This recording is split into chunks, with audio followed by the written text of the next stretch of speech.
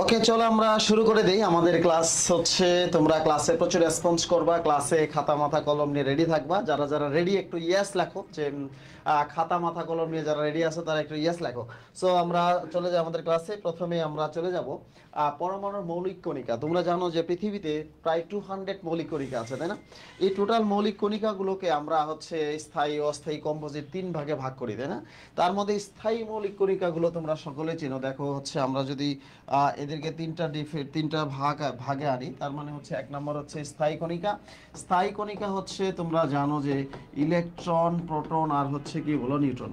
আমরা লেখার সময় একটু ডিফারেন্ট ভাবে লিখবো, যাতে তুমি বুঝতে পারো যে হচ্ছে ওই সংকেত দেখে বুঝতে পারো যে সেখানে কি কি জিনিস আছে। যেমন আমরা জানি ইলেকট্রনের চার্জ হলো মাইনাস, এবং প্রোটন লেখার সময় হচ্ছে পি প্লাস লিখবো, এবং নিউট্রন লেখার সময় জিরো লিখবো। তার মানে বোঝা যাচ্ছে যে electron minus, proton plus, neutron হচ্ছে নিউট্রাল, তাই না? স্থায়ী। এবং অস্থায়ী কণিকার সংখ্যা প্রায় 100-র মতো, সেটা আমার পড়া সম্ভব না। আমরা কম্পোজিট কণিকা পড়ব, ডিউটেরন কণা, আলফা কণিকা। তার মানে হচ্ছে স্থায়ী কণিকা 3টা, আর ডিউটেরন কণা, আলফা কণিকা হচ্ছে কম্পোজিট কণিকা 2টা। তো এটা হলো 5টা। এছাড়া দুনিয়াতে যা আছে সবই হলো অস্থায়ী কণিকা। অস্থায়ী কণিকা আমার পড়ার কোনো প্রয়োজন নাই, তাই না?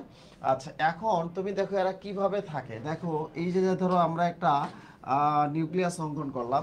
এই নিউক্লিয়াসের ভিতরে যেহেতু প্রোটন আছে, কিন্তু প্রোটন প্লাস হচ্ছে নিউট্রন থাকে, এবং প্রোটন প্লাস নিউট্রনকে আমরা বলি হচ্ছে ভর বা অ্যাটমিক মাস ইউনিট, তাই না? এবং চারদিকে যে ঘোরাঘুরি করে তার নাম হচ্ছে ইলেকট্রন। চারদিকে যে ঘুরে তার নাম কি বলো? ইলেকট্রন। তার মানে আমরা যদি তোমাদেরকে বলি যে হচ্ছে ইলেকট্রন, প্রোটন, নিউট্রন, তাহলে কোনটা কোথায় থাকে, তাহলে আমরা সরাসরি জানি। সো আজকের ক্লাসে তোমাদের আমি বললাম যে ক্লাসে যদি টোটালি A to Z থাকো, তাহলে ক্লাসের পড়া ক্লাসে শেষ হবে। এবং তুমি ইন্টারমিডিয়েটে যদি কোনোদিন এই চ্যাপ্টারটা নাও পড়ে থাকো, তো তবু বিকল্প নিয়মে তোমার ক্লাসটা আজকে শেষ হবে। ওকে, সো আমরা দেখি যে স্থায়ী কণিকা বলছি যে ইলেকট্রন, প্রোটন আর নিউট্রন। আচ্ছা, এরা কোথায় কিভাবে থাকে সেটা আমরা লিখেছি। সো আমরা তোমাদেরকে যদি বলি যে এটা একটা পরমাণুর সংখ্যা, এই পরমাণুর হাতের বাম পাশে নিচে এখান থেকে জেড সংখ্যা, প্রোটন সংখ্যা বা পারমাণবিক সংখ্যা, এবং উপরে থাকে হচ্ছে ভর সংখ্যা, এখানে থাকে হচ্ছে প্লাস মাইনাস চার্জ। কি থাকে? Plus minus charge. এবং নিচে এই জায়গায় থাকে হচ্ছে পরমাণু। সো আমার মাথার মধ্যে এই চিত্রটা অঙ্কন করবো অলওয়েজ, যে একটি পরমাণুর ভিতরে এখানে ভর সংখ্যা থাকে এ, প্রোটন সংখ্যা বা পারমাণবিক সংখ্যা থাকবে নিচে, এবং প্লাস মাইনাস চার্জ থাকবে উপরে, এবং পরমাণু থাকবে এখানে। যেমন তোমাদেরকে যদি আমি প্রশ্ন করি যে এখানে ধরো সাপোজ তোমাকে আমি প্রশ্ন করলাম যে ফ্লোরিন, ধরো ফ্লোরিন হচ্ছে 919 আছে, তাই না? এখানে বললাম যে প্রোটন কয়টা আছে, তুমি বলবো প্রোটন মানে নিচে, পা মানে হচ্ছে পা নিচের দিকে থাকে, প্রোটন হচ্ছে 9টা, এবং ধরো ইলেকট্রন হবে 9টা। কারণ যখন চার্জ থাকবে না, চার্জবিহীন অবস্থায় প্রোটন আর ইলেকট্রন সমান থাকে। যখন চার্জ থাকবে না, তখন প্রোটন আর ইলেকট্রন সমান থাকে। তাহলে আমরা জানি এখানে হচ্ছে এ পি প্লাস এন সমান এন। তার মানে এন সমান হচ্ছে কি বলো? এ মাইনাস পি। এটাকে অনেক সময় জ্যাটও বলে, পারমাণবিক সংখ্যা, তাই না? তার মানে আমরা হচ্ছে যদি এখানে এন এর মান বের করতে চাই, এ মাইনাস জেড বা পি বের করতে হবে। তার মানে হচ্ছে 19 মাইনাস 9 সমান হচ্ছে কি বলো? 10। তার মানে হচ্ছে এখানে আমরা এভাবে বের করতে পারি, ঠিক আছে? যদি কখনো এখানে মাইনাস চিহ্ন আসে, জাস্ট মনে করবা মাইনাস চিহ্ন আসলে কি হবে? মাইনাস চিহ্ন আসলে তাহলে হচ্ছে আমাদের জাস্ট ইলেকট্রন চেঞ্জ হবে, প্রোটন কখনো চেঞ্জ হয় না। প্রোটন হচ্ছে মৌলের মৌলিক ধর্ম, এই জন্য প্রোটন কখনো চেঞ্জ হয় না। তার মানে হচ্ছে ইলেকট্রন হচ্ছে মাইনাস, এখানে প্লাস 1 হবে, সমান হচ্ছে 10 হবে, তাই না? প্রোটন কখনো চেঞ্জ হয় না, ইলেকট্রন চেঞ্জ হয়। প্লাস থাকলে মাইনাস করে দিবা, আর মাইনাস থাকলে কি করে দিবা? প্লাস করে দিবা, ঠিক আছে? তাহলে আমরা এতক্ষণ যে কিছুটা আলোচনা করলাম, এই আলোচনা ভিত্তিতে আমরা একটা কোশ্চেন দেখে আসি, যে একটা কোশ্চেনই পুরো কনসেপ্টটা ক্লিয়ার করে দিবে। সো আমরা একটু বোর্ডের দিকে তাকাই। সো দেখো তো এখানে কি আছে, যে নিচে কোন প্রমাণের ক্ষেত্রে সঠিকভাবে বর্ণনা করা হয় না। একটু কুইক বলো, কুইক আনসার করো। আচ্ছা, কুইক আনসার করো। সো আমরা দ্রুত আনসার করতে হবে, কুইক আনসার করতে হবে। এখানে কমেন্ট আসে না কেন?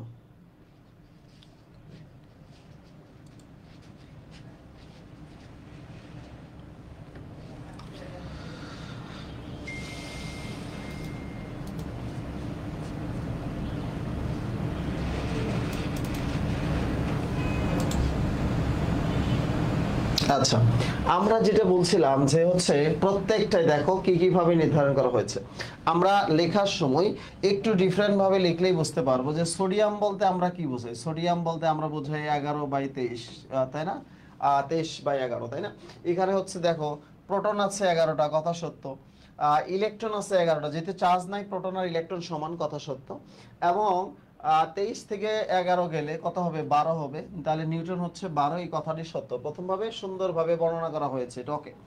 আচ্ছা, তারপরে বলছে যে বি নাম্বার বলছে যে 13টা প্রোটন আছে, 13টা ইলেকট্রন আছে, 14টা নিউটন আছে। তার মানে অ্যালুমিনিয়াম বলতে আমরা বুঝাই 13, 27, তাই না?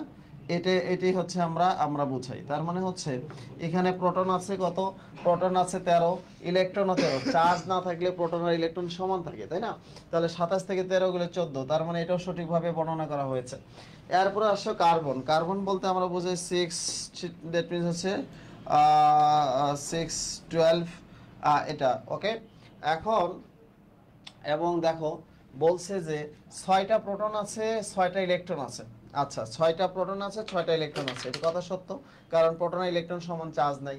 নিউটন আছে 60টা।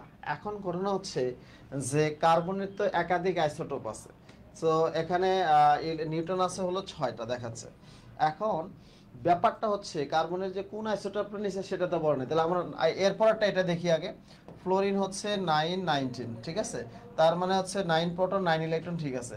9 নিউটন ঠিক না, এখানে হচ্ছে কি বলো? 19 - 9 সমান হচ্ছে 10 হবে। তার মানে আনসার হচ্ছে ডি। আচ্ছা, এখন বলতে পারো যে এটা ধরো এখানে যদি 13 দিত, 13 হইতে পারে, কারণ হচ্ছে 12, 13, 14 তিনটা আইসোটোপই আছে কার্বনের। সো এখানে এন এর মান হচ্ছে 12 - 6 সমান হচ্ছে 7 হতে পারে। সো আনসার মোস্ট কারেক্ট হচ্ছে ডি। সো মোস্ট কারেক্ট কি বলো? ডি। হ্যাঁ, তোমরা অনেকে পারছো, ঠিক আছে, তোমরা অনেকেই পারছো। আমার মোবাইলটা কোথায়? আচ্ছা, ভেরি গুড। আচ্ছা, প্রচুর রেসপন্স করতে হবে। তোমরা যারা আছো ক্লাসে থাকলেই বুঝতে পারবা যে তোমরা আসলে ক্লাসে কি পাচ্ছ। ওকে, আমরা প্রচুর রেসপন্স, সাউন্ড ঠিক আছে তোমার? ওকে, হ্যাঁ, এভরিথিং ওকে আছে, কোনো সমস্যা নেই, ঠিক আছে। সো আমরা শুরু করি। দেখো আমরা পরের বিষয়টা একটু দেখি যে স্থায়ী কণিকা এবং পরমাণু, নিউট্রন, এগুলো আছে, ঠিক আছে। এখন তোমাদেরকে একটা প্রশ্ন আছে, নাইট্রেট অ্যানায়নে কয়টি ইলেকট্রন আছে? দেখো তোমাদের কাছে যদি প্রশ্ন করে যে নাইট্রেট অ্যানায়নে কয়টি ইলেকট্রন আছে, এই ধরনের প্রশ্ন কি কি আসতে পারে, তোমরা এটা করতে থাকো। এই ধরনের প্রশ্ন আসতে পারে যে নাইট্রেট অ্যানায়নে কি কি ইলেকট্রন আছে। প্রশ্ন আসতে পারে যে অ্যামোনিয়াম প্লাসে কয়টা ইলেকট্রন আছে। প্রশ্ন আসতে পারে যে ফসফোনিয়াম প্লাসে হচ্ছে কয়টা ইলেকট্রন আছে। প্রশ্ন আসতে পারে হচ্ছে নাইট্রেট, অ্যামোনিয়াম, ফসফোনিয়াম, তারপরে হচ্ছে থায়োসালফাইড আয়নে কয়টা ইলেকট্রন আছে। প্রশ্ন আসতে পারে যে থায়োসালফেট আয়নে কয়টা ইলেকট্রন আছে। সো এগুলো হচ্ছে ইলেকট্রন সংখ্যা আসতে পারে। ওকে, এই কয়টাই সাধারণত আসে পরীক্ষা, এগুলো মার্ক করে রাখো। দিস ইজ ভেরি ইম্পর্টেন্ট, এই কয়টাই তোমাদের জন্য বেশি ইম্পর্টেন্ট, ঠিক আছে। সো এখন দেখো যে নাইট্রেট অ্যানায়নে কয়টা ইলেকট্রন আছে। তার মানে নাইট্রেট হচ্ছে অ্যানায়ন। আমরা এখানে দেখবো যে নাইট্রেট, নাইট্রোজেন পারমাণবিক সংখ্যা 7, অক্সিজেন পারমাণবিক সংখ্যা 8, অক্সিজেন আছে 3টা, -1 কি দিব বলো? +1। তার মানে হচ্ছে -1 দিব হচ্ছে +1। ওকে, এখন 7 প্লাস হচ্ছে 24 প্লাস হচ্ছে 1, তার মানে 32। দেখো এখানে 32 আনসার থাকলে বাংলাদেশ। আমার মনে হয় তোমরা আগে পারছো। ওকে, ভেরি গুড। তোমরা এইভাবে রেসপন্স করবা। একটা প্রশ্ন দেওয়ার সাথে সাথে উত্তর বের করে ফেলতে হবে। প্রশ্ন দেওয়ার সাথে সাথে উত্তর বের করে ফেলতে হবে। ওকে, এখন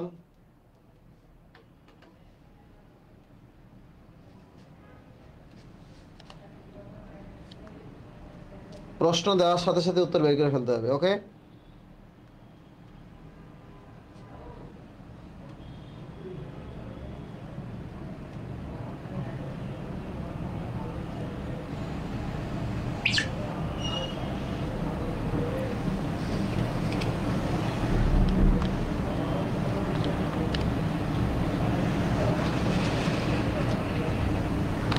আচ্ছা, প্রচুর কমেন্ট করো এবং প্রশ্ন সাথে সাথেই তোমাদের হচ্ছে ক্লিয়ার করতে হবে, এবং সাথে সাথে তোমাদের রেসপন্সটাই হচ্ছে আমাকে অনেক দূর নিয়ে যাবে। ওকে, এখানে বলছি যে অ্যামোনিয়াম আয়নে কয়টি নিউট্রন আছে। দেখো অ্যামোনিয়াম প্লাস। এখন প্রশ্ন হচ্ছে যে অ্যামোনিয়াম প্লাস, এখন তুমি দেখো নাইট্রোজেন, নাইট্রোজেনের হচ্ছে ইলেকট্রন হচ্ছে আমরা জানি হচ্ছে 14, 14 মাইনাস হচ্ছে 7 প্লাস, এখানে এইচ প্লাসে কোনো নিউট্রন নাই, 0 × 4 সমান হচ্ছে 0, তার মানে হচ্ছে 7টা। ওকে, এখানে আনসার হবে 7। ওকে, আনসার হবে 7। সো নিউটন সংখ্যা বের করতে বলছে।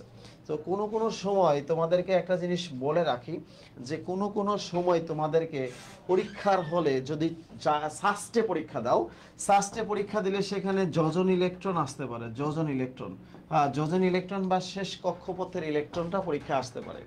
যেমন তোমাকে যদি প্রশ্ন করে দেখো অ্যামোনিয়া নাইট্রেট আয়নে যোজন ইলেকট্রন সংখ্যা কত, যোজন ইলেকট্রন সংখ্যা সমান হোয়াট, তোমার এই ধরনের প্রশ্ন আসতে পারে যে নাইট্রেট আয়নের যোজন ইলেকট্রন। তুমি দেখবা নাইট্রোজেনের শেষ কক্ষপথে যে এরকম 2 5, তাই না? নাইট্রোজেনের পারমাণবিক সংখ্যা হচ্ছে 7, তার মানে হচ্ছে 2 5, তার মানে শেষ কক্ষপথে 5টা ইলেকট্রন আছে, তার মানে তার হচ্ছে 5। অক্সিজেন হচ্ছে 8 2 6, শেষ কক্ষপথে 6টা ইলেকট্রন আছে, তার মানে হচ্ছে 3 -1 +1। আবার বলতেছি, নাইট্রোজেনের শেষ কক্ষপথে 5টা ইলেকট্রন আছে, প্লাস অক্সিজেনের শেষ কক্ষপথে 6টা ইলেকট্রন আছে, অক্সিজেন আছে 3টা, তার মানে -1 আছে +1 আছে, তার মানে এখানে হচ্ছে 5 প্লাস হচ্ছে 18 প্লাস হচ্ছে 1, তার মানে 24 হচ্ছে যোজন ইলেকট্রন। দেখো একটু আগে আমার নাইট্রেটের ইলেকট্রন সংখ্যা পাইছি হলো 32, কিন্তু যোজন ইলেকট্রন সংখ্যা আমরা কত পাইলাম?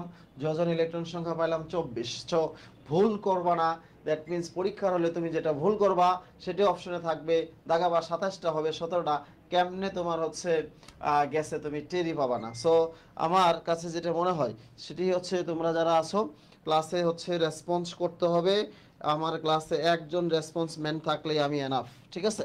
সো আমি বলবো যে তোমরা একজনও যদি নিজে ক্লাসের শেষ পর্যন্ত উপকৃত হতে পারো, আমি বলবো this is my best effort, ঠিক আছে? ওকে, আমি হাজার হাজার মানুষ আমার জন্য দরকার নেই। ওকে, এবার একটা প্রশ্ন, সেটা আছে কয়টি নিউট্রন আছে। একাধিক অণুর ক্ষেত্রে যখন নিউটন সংখ্যা বলবে তখন তুমি একটা সূত্র লিখে রাখবা, একাধিক অণুর ক্ষেত্রে নিউটন সংখ্যা এরকম হচ্ছে a মাইনাস হচ্ছে জেড একটি, এবং মোট হচ্ছে পরমাণু কয়টা আছে, যে মোট পরমাণুর সংখ্যা ইনটু হচ্ছে মোট অণুর সংখ্যা, অর্থাৎ হচ্ছে মোট অণুর সংখ্যা। দেখো আমি কি বলছি, a মাইনাস জেড মানে হচ্ছে নিউটন সংখ্যা, তাহলে মোট পরমাণু কয়টা আছে আর মোট অণু কয়টা আছে, এটা দেখে দেখে তোমরা একটু বের করো। দেখো এখানে হচ্ছে মানে হচ্ছে তার হলো 32 - 16, তারপরে পরমাণু আছে হলো 8টা, এবং অণু আছে হলো কয়টা, তোমার হচ্ছে 10টা, ঠিক আছে?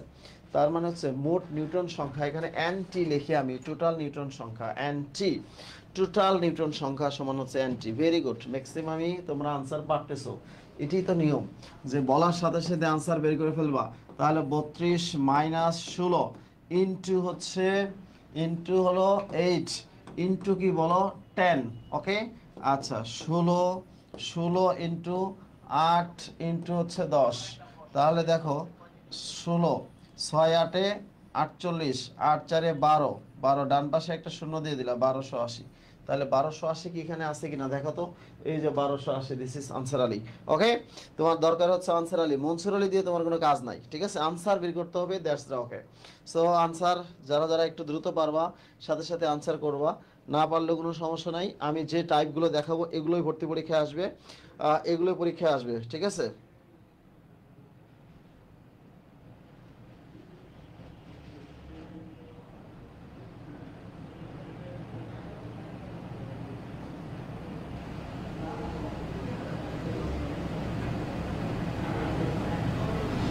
আচ্ছা, ওকে, 1280, ভেরি গুড। তোমরা হচ্ছে নাম্বার দিয়ে আনসার বলে ফেলবা। ওকে, আচ্ছা 5 নম্বরে আসো, আমরা হচ্ছে পারমাণবিক মতবাদ ও পরমাণুর মডেল সমূহ, ঠিক আছে? তোমরা যারা বিভিন্ন ভর্তি পরীক্ষায় দিবা, যে এখানে হচ্ছে দুই ধরনের প্রশ্ন থাকে, একটা হচ্ছে সিম্পল প্রশ্ন, একটা হচ্ছে একটু টাফ প্রশ্ন। সিম্পল প্রশ্ন যদি আসে ভর্তি পরীক্ষায়, তাহলে দেখবা হচ্ছে রাদারফোর্ড ও বোর মডেলের পার্থক্য পড়বা, রাদারফোর্ড ও বোর মডেলের পার্থক্য, ঠিক আছে? বোর মডেলের পার্থক্য, ঠিক আছে? বোর মডেলের পার্থক্য।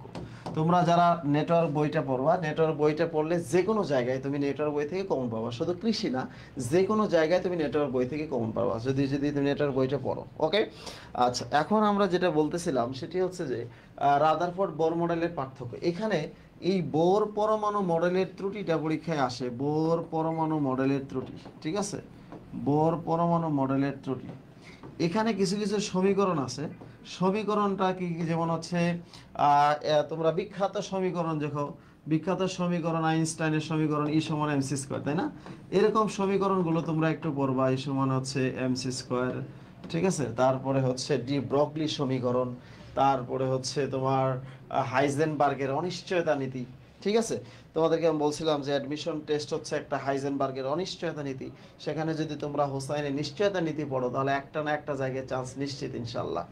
সো আমরা সেই একটা জায়গায় অন্তত চান্স নিশ্চিত করব, সেটা বলছিলাম যে কেমিস্ট্রি অ্যান্ড বায়োলজি সুপার প্রস্তুতি নিয়ে আমরা একটা জায়গায় অন্তত ক্লাস নিশ্চিত করব। সেই ক্লাস নিশ্চিতের জন্য আমরা সুপার প্রিপারেশন নিচ্ছি। সো আমরা বলছি বোর পরমাণু মডেলের ত্রুটিটা কি, এটা পরীক্ষা আসে। একাধিক ত্রুটি আছে, তার মধ্যে একটা কথা মনে রাখবা, ইলেকট্রন সংখ্যা একের বেশি হলে বোর পরমাণু তার ব্যাখ্যা দিতে পারে না, ঠিক আছে? বোর পরমাণু তার ব্যাখ্যা দিতে পারে না, ঠিক আছে? এখানে আমি একটা জিনিস যুক্ত করব যে ইলেকট্রন সংখ্যা 0 অথবা ইলেকট্রন সংখ্যা একের বেশি হলে বোর পরমাণু তার ব্যাখ্যা দিতে পারে না, ঠিক আছে? তাহলে আমার কাজ কি হচ্ছে? আমার কাজ হচ্ছে ইলেকট্রন সংখ্যা বের করা। তাহলে আমার কাজ হচ্ছে ইলেকট্রন সংখ্যা বের করা। যেমন ধরো হচ্ছে আমি বের করব হলো বেরিলিয়াম, ধরো হচ্ছে আমরা জানি বেরিলিয়াম হচ্ছে 4, তার মানে এখানে ধরলাম আমি 2+, তার মানে হচ্ছে ইলেকট্রন সংখ্যা হচ্ছে 4 - 2 = 2। তাহলে ইলেকট্রন সংখ্যা একের বেশি, তার মানে বোর পরমাণু এটা ব্যাখ্যা করতে পারবে না, ঠিক আছে? এরকম ভাবে তুমি ইলেকট্রন সংখ্যা বের করবা। যেমন হাইড্রোজেন হচ্ছে প্লাস, এখানে হচ্ছে ইলেকট্রনই নাই, ইলেকট্রন নাই হচ্ছে 1 - 1 = 0, তার মানে এটাও ব্যাখ্যা করতে পারবে না। ইলেকট্রন না থাকলে কিভাবে ব্যাখ্যা করবে, তাই না? বোর পরমাণু মডেলের হচ্ছে ত্রুটি। এবং তোমরা নিশ্চয় পড়ছো একাধিক আলোক রশ্মি আসলে কিভাবে তৈরি হলো সেটারও ব্যাখ্যা দিতে পারে না। সো এই বোর পরমাণু হচ্ছে কোয়ান্টাম মেকানিক্সের আধুনিক মডেল। এই মডেলটা হচ্ছে তোমরা জানো প্লাঙ্কের কোয়ান্টাম তত্ত্ব সম্বন্ধে তোমাদের ভালো ধারণা আছে। সো এই ধরনের প্রশ্নই কিন্তু আসছে যে নিচের কোন পরমাণু বা আয়নকে বোর পরমাণু মডেল ব্যাখ্যা করতে পারে। দেখো এখানে কোনটার ইলেকট্রন সংখ্যা 1, একটু কুইক বের করে দেখি কোনটার ইলেকট্রন সংখ্যা 1 আছে।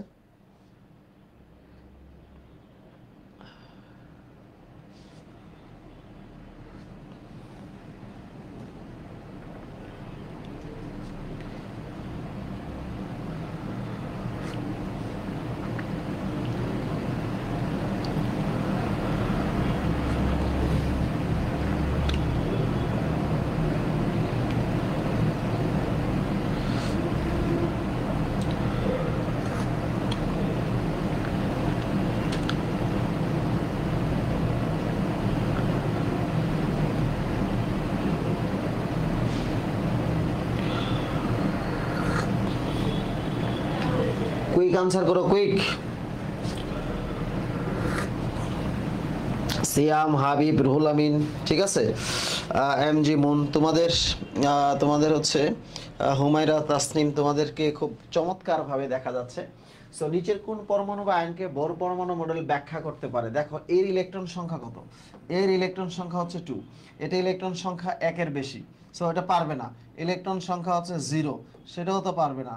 ইলেকট্রন সংখ্যা 4 - 3 = হচ্ছে 1, তার মানে হচ্ছে এটা পারবে। আর ইলেকট্রন সংখ্যা 4 - 2 = পারবে না, তার মানে হচ্ছে পারবে না, পারবে না, পারবে না। ওকে, তার মানে সি হলো আনসার। সি সি সি মানে কারেক্ট, সি মানে কি কারেক্ট। সো আমরা এই জায়গাটাতে তোমাদেরকে তিনটা জিনিস বলেছি যে বোর পরমাণু আর রাদারফোর্ড মডেলের পার্থক্য পড়বা, বোর মডেলের ত্রুটি আমি পড়াইলাম।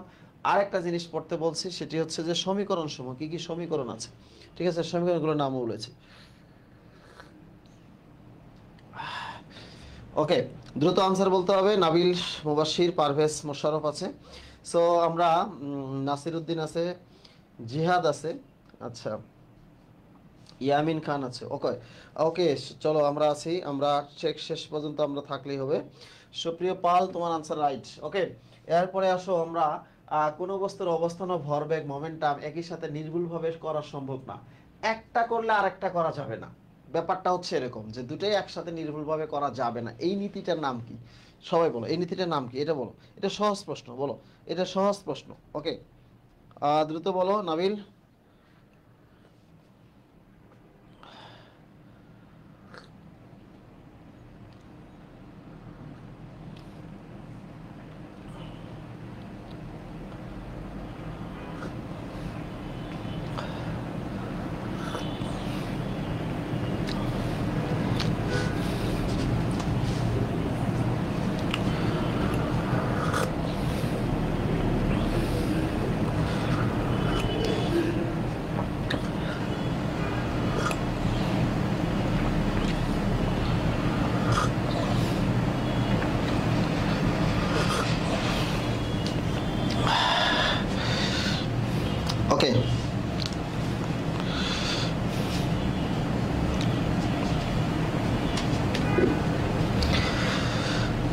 ওকে, আমরা ছিলাম কোথায়? চলো আমরা ছিলাম যেখানে, সেখানে সবাই আনসার করছে এ এ রাইট। হাইজেনবার্গের অনিশ্চয়তা নীতি, এই কথাটা আমি বলছিলাম।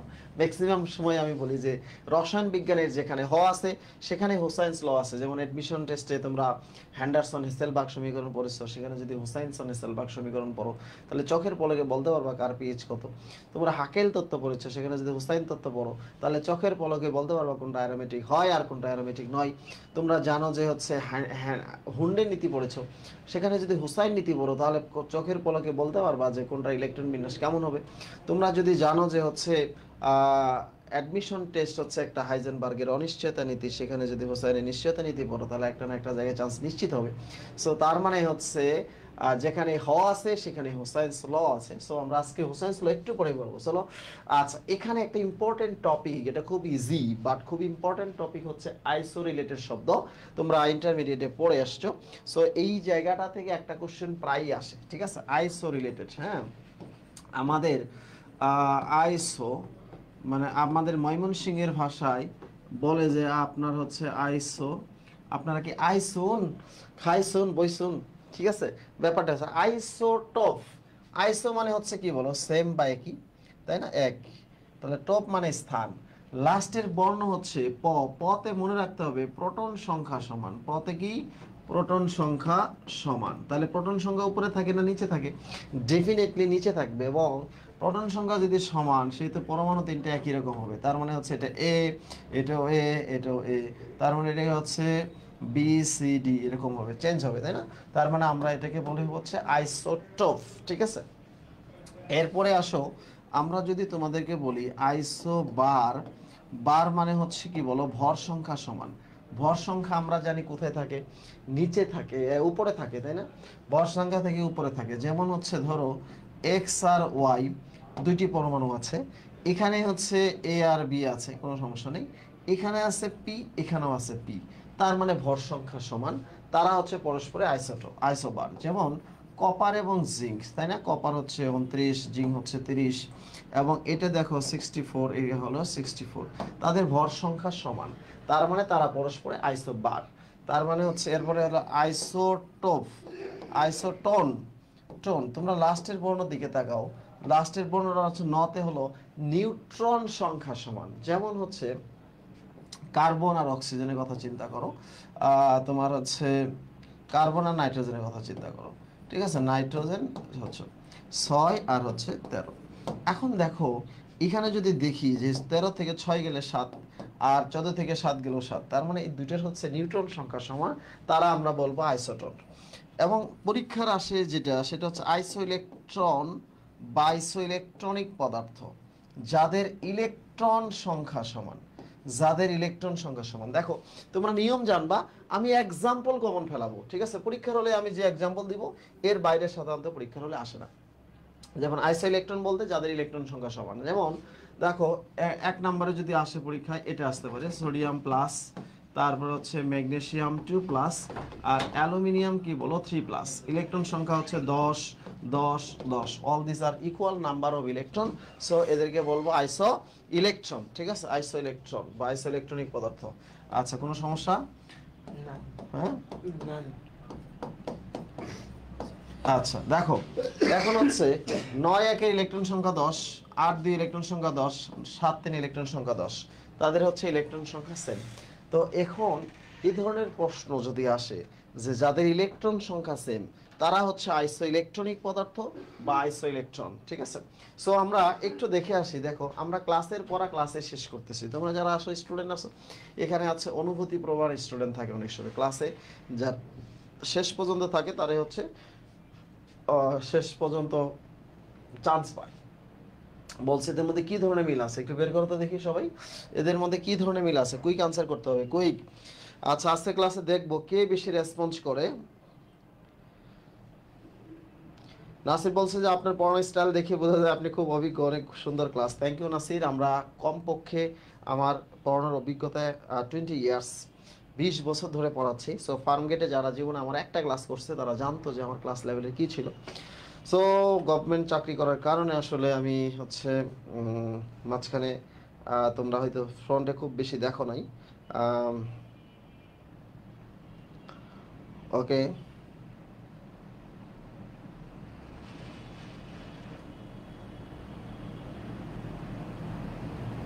আচ্ছা ভেরি গুড।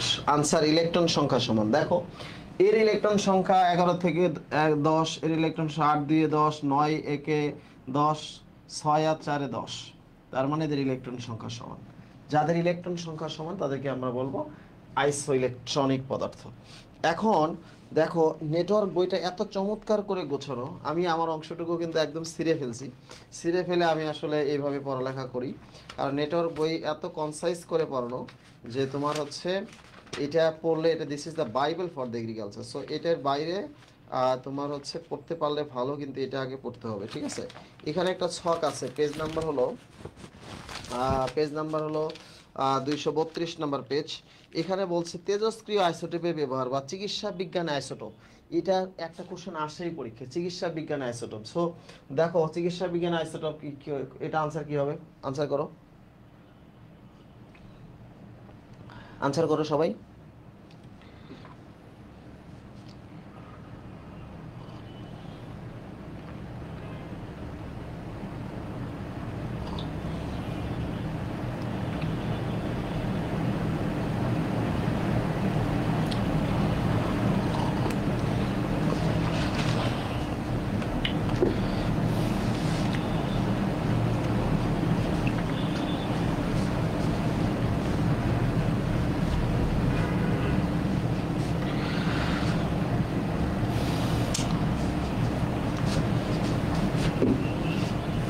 আচ্ছা, যাদের বই নেই দ্রুত বই কিনে ফেলা। একটা বই তোমার হচ্ছে কৃষি গুচ্ছ বা যেখানে পরীক্ষা দিবা, নেটওয়ার্ক বইটা পড়লে তোমার অনেক জায়গায় হেল্পফুল হবে, ঠিক আছে।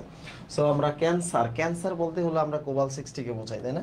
কোবাল 60 যেমন হচ্ছে আয়োডিন বলতে আমরা গলগন্ড রোগের বোঝাই, থাইরয়েড চিকিৎসা, ঠিক আছে। তারপরে হচ্ছে এইভাবে আমরা প্রত্যেকটা তেজস্ক্রিয় একটা ছক আছে নেটওয়ার্ক বইয়ের, সেই ছকটা তোমরা পড়ে ফেলবা। এখানে আসলে আমি বেশি সময় ব্যয় করব না, ওকে। এইটা হচ্ছে সবচেয়ে মারাত্মক একটা টপিক, এবং কোয়ান্টাম সংখ্যা থেকে প্রশ্ন না আসলে সাধারণত ভর্তি পরীক্ষা বাতিল হবে। সো ম্যাক্সিমাম ক্ষেত্রে হচ্ছে এই কোয়ান্টাম সংখ্যা থেকে প্রশ্ন আসে। জাস্ট 3 প্রকার কোশ্চেন আসবে এখান থেকে, একদম সুন্দর করে গোছাই দিচ্ছে। দেখো এত কিছু পড়ার দরকার নেই, জাস্ট কতটুকু পড়বো দেখো। 1 নাম্বার হচ্ছে দেখবা এরা কি নির্দেশ করে, কোনটা কি নির্দেশ করে, দ্যাটস দ্য ভেরি ইম্পর্টেন্ট, ঠিক আছে। নির্দেশ করে, কোনটা কি নির্দেশ করে, ওকে। 1 নাম্বার দেখো, তোমরা জানো যে প্রধান কোয়ান্টাম নাম্বার শক্তি স্তরের আকার নির্দেশ করে। একটু ইংলিশ টার্মগুলো জানবা। আকার মানে হচ্ছে সাইজ, আকার মানে কি বলো, সাইজ, ওকে। এখন 2 নাম্বার হচ্ছে সহকারী কোয়ান্টাম সংখ্যা উপশক্তি স্তরের আকৃতি নির্দেশ করে।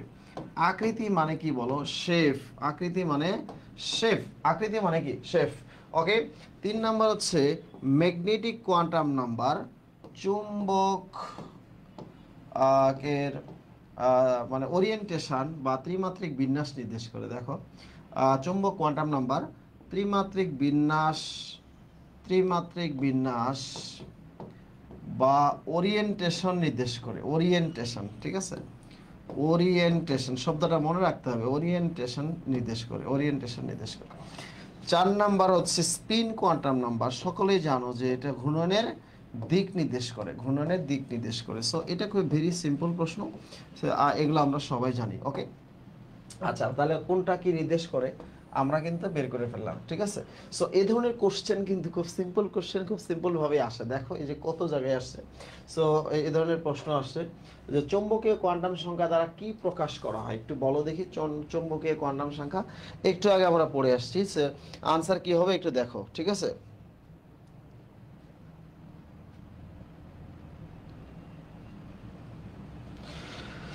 ঝটপট উত্তর করব, পটপট আনসার করব, ঠিক আছে। ঝটপট পটপট, ওকে। ওকে। আচ্ছা, এখন আমরা আজকের ক্লাসটা একটু দ্রুত, মানে 2 ঘন্টার মধ্যে যেন শেষ করতে পারি সবাই, হচ্ছে সেটাই হচ্ছে করবা, ওকে।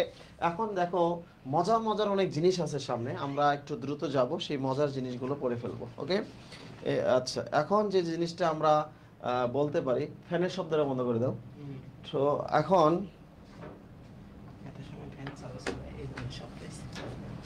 ওকে, এখন চুম্বকীয় কোয়ান্টাম সংখ্যা দ্বারা কি, হ্যাঁ এই তো, আচ্ছা ভেরি গুড, 10 এর ডি আনসার, হ্যাঁ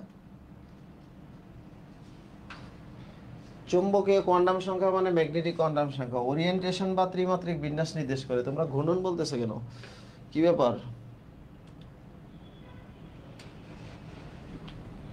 আচ্ছা ওকে, এরপরে আসো আমরা 2 নম্বর যেটা হবে, এই এই কোয়ান্টাম সংখ্যাগুলোর মধ্যে পরীক্ষায় আসবে যে কোনটা সত্য নয়, কোনটা সঠিক নয়, কোনটা গ্রহণযোগ্য নয়, কোনটা বাস্তব নয়, কোনটা অনুমোদনযোগ্য নয়, এ ধরনের প্রশ্ন আসবে।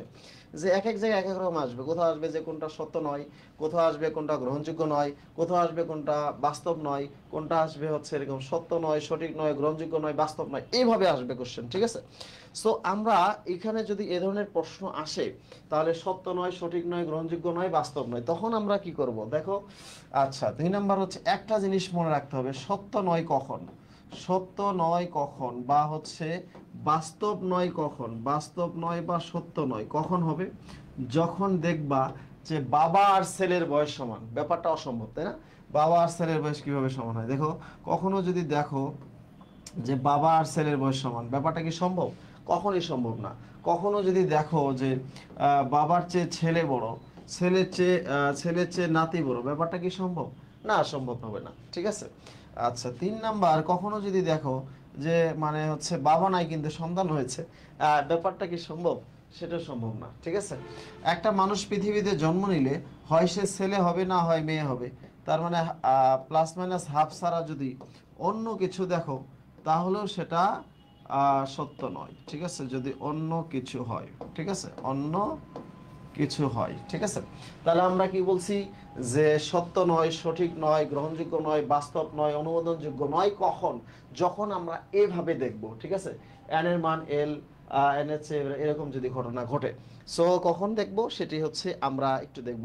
তাহলে আমরা কি বলছিলাম যে এন এর আর এল এর মান সমান হতে পারে না, এন এর চেয়ে এল বড় হবে না, এল এর চেয়ে এম বড় হবে না, এবং এন এর মান কখনো 0 হবে না, এস এর মান প্লাস মাইনাস হাফ ছাড়া অন্য কিছু থাকবে না। তাহলেই ব্যাপারটা সঠিক, তাহলেই গ্রহণযোগ্য হবে, ঠিক আছে? সো সো আমরা দেখি, very good, very good, very good. So so আমরা একটু দেখে আসি, ওকে, একটু দেখে আসি যে নিচের কোয়ান্টাম নম্বরে কোন সেটটি অবাস্তব। চলো একটু দেখে আসি কোনটা অবাস্তব, বলো দেখি কোনটা অবাস্তব হবে। একটু দেখে আসো, আনসার করো প্লিজ।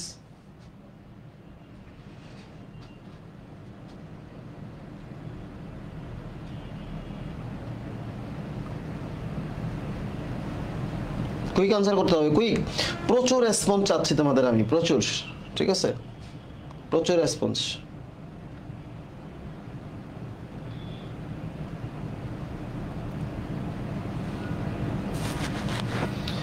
প্রচুর রেসপন্স চাচ্ছি তোমাদের।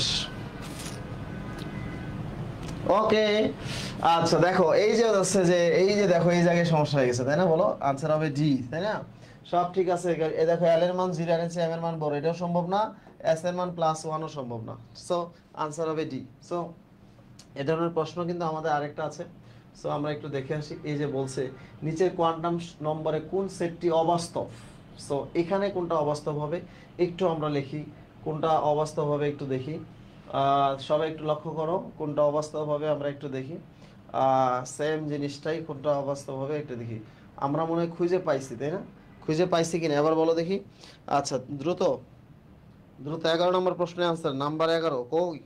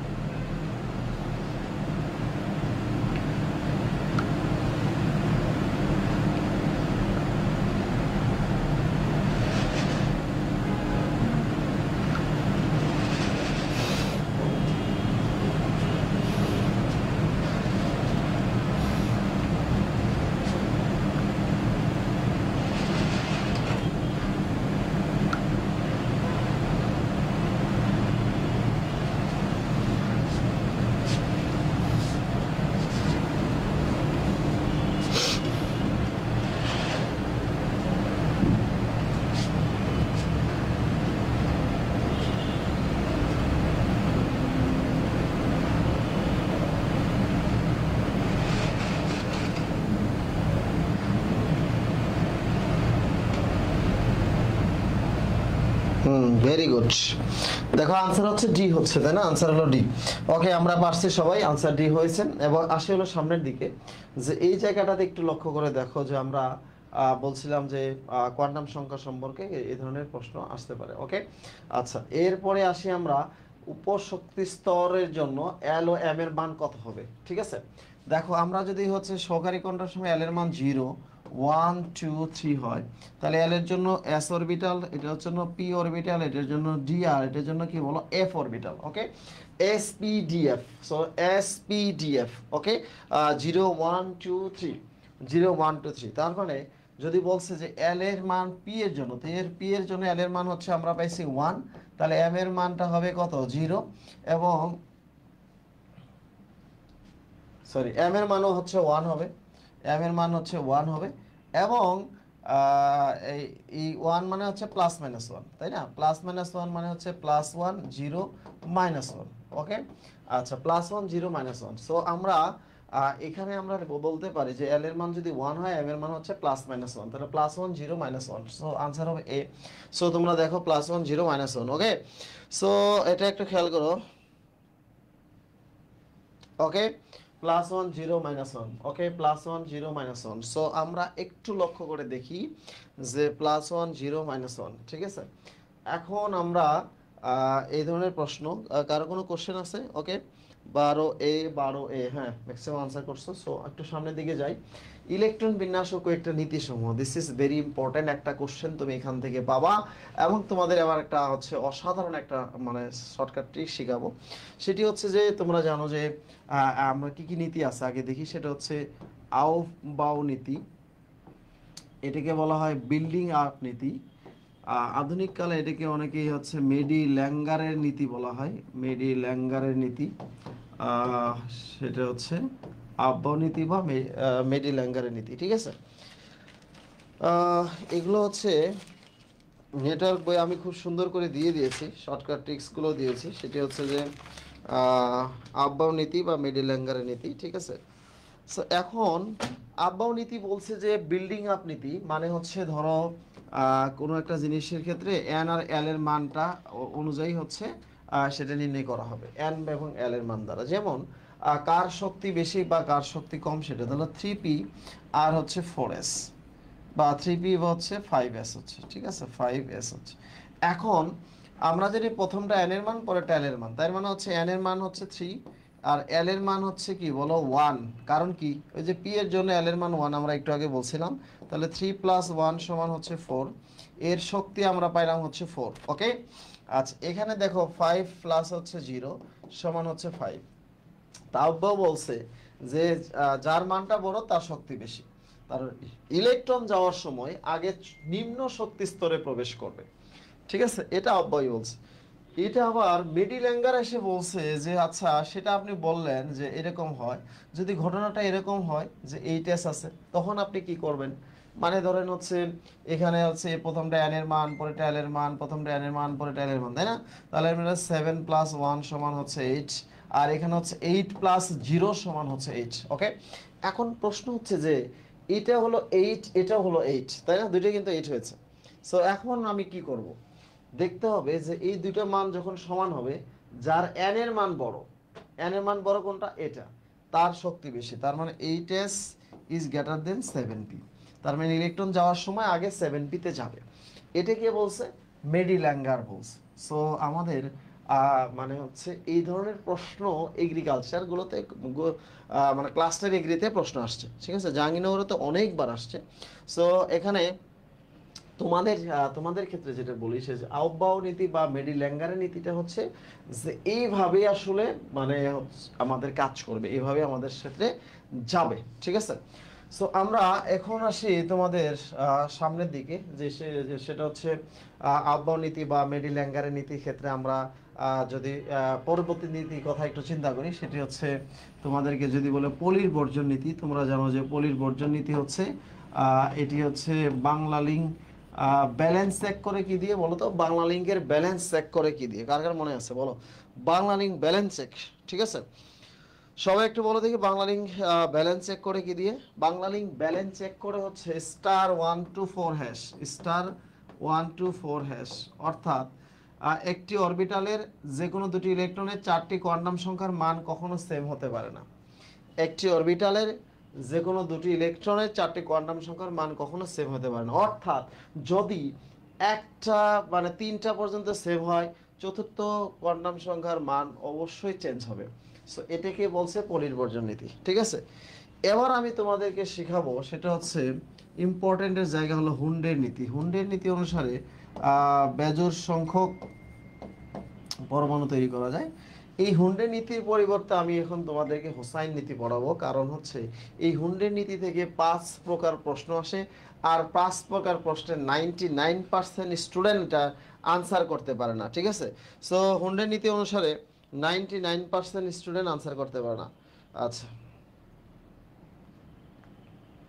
আচ্ছা, তোমরা এই যে পার্সোনাল প্রবলেমগুলো যে সামনে নিয়ে আসো, আসলে ক্লাস কি আটকে যাচ্ছে কে বলছে? ক্লাস তো খুব নর্মালি আছে।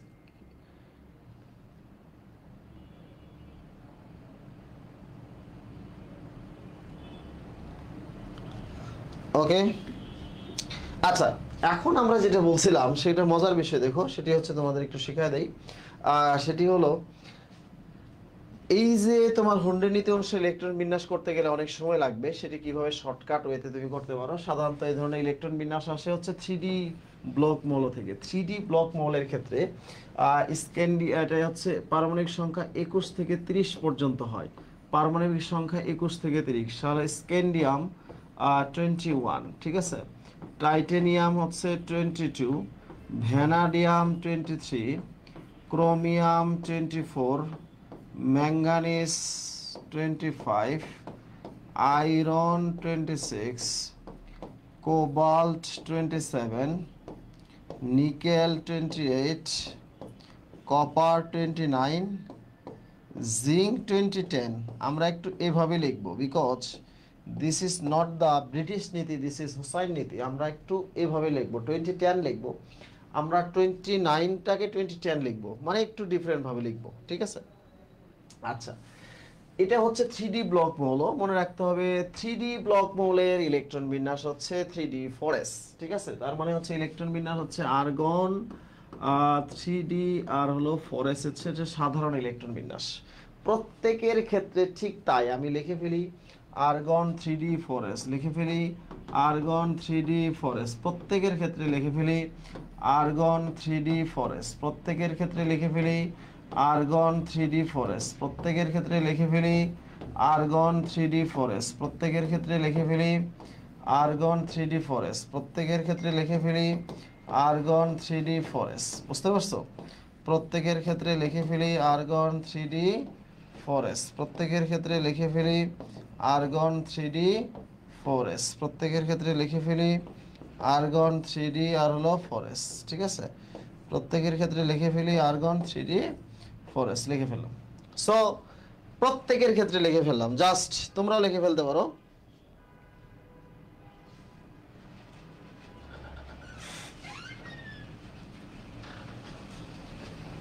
ওখানে একটু ফোন দাও তো, ক্লাস আটকে যাচ্ছে নেটে। দাদার কাছে নাম্বার আছে।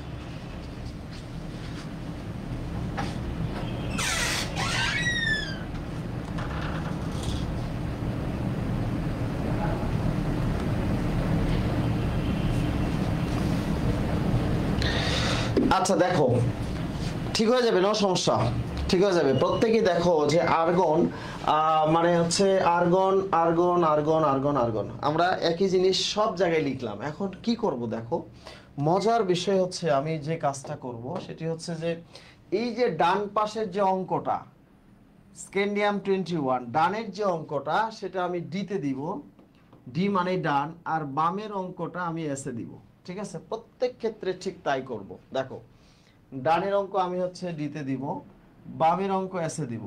ডানের অঙ্ক আমি হচ্ছে ডিতে দিব, বামের অঙ্ক এসে দিব। ডানের অঙ্ক ডিতে দিব, বামের অঙ্ক এসে দিব। ডানের অঙ্ক ডিতে দিব, বামের অঙ্ক এসে দিব। ডানের অঙ্ক ডিতে দিব, বামের অঙ্ক এসে দিব। ডানের অঙ্ক ডিতে দিব, বামের অঙ্ক এসে দিব। ডানের অঙ্ক ডিতে দিব, বামের অঙ্ক এসে দিব, ঠিক আছে। ডানের অঙ্ক ডিতে দিব, বামের অঙ্ক এসে দিব। ডানের অঙ্ক ডিতে দিব, বামের অঙ্ক এসে দিব, ঠিক আছে। আচ্ছা, এইভাবে মান বসাইতে গিয়ে দেখো ডানের অঙ্ক ডিতে দিলাম, বামের অঙ্ক আছে, ডান বাম ডান বাম, ঠিক আছে। আচ্ছা,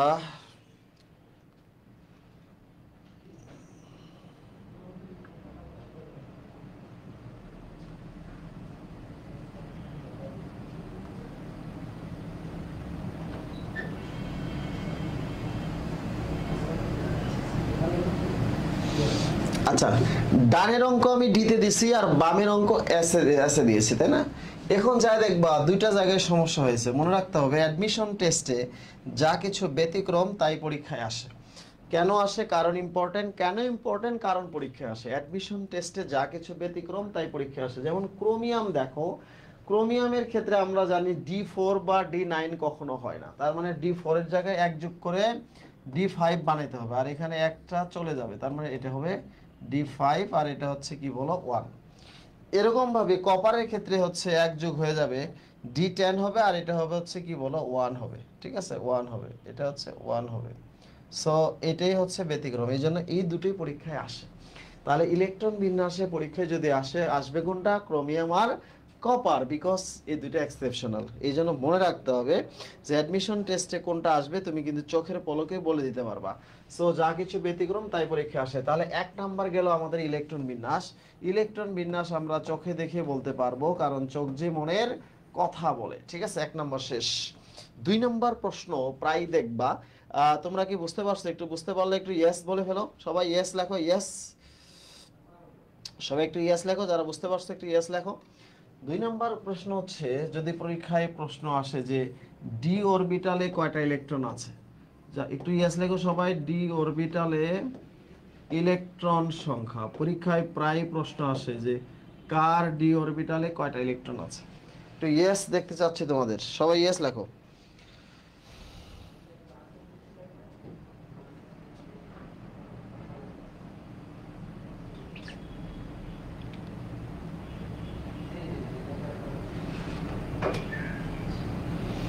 হুমায়রা তাসনিম লেখছে হচ্ছে ইয়েস, মন লেখছে জি ভাইয়া। সবাই লেখো একটু, যারা এই মজার সূত্রটা তোমরা ধরতে পারছো তারা হচ্ছে ডি অরবিটাল আছে। পরীক্ষায় কোশ্চেন আসবে যে ডি অরবিটালে ইলেকট্রন সংখ্যা নির্ণয়।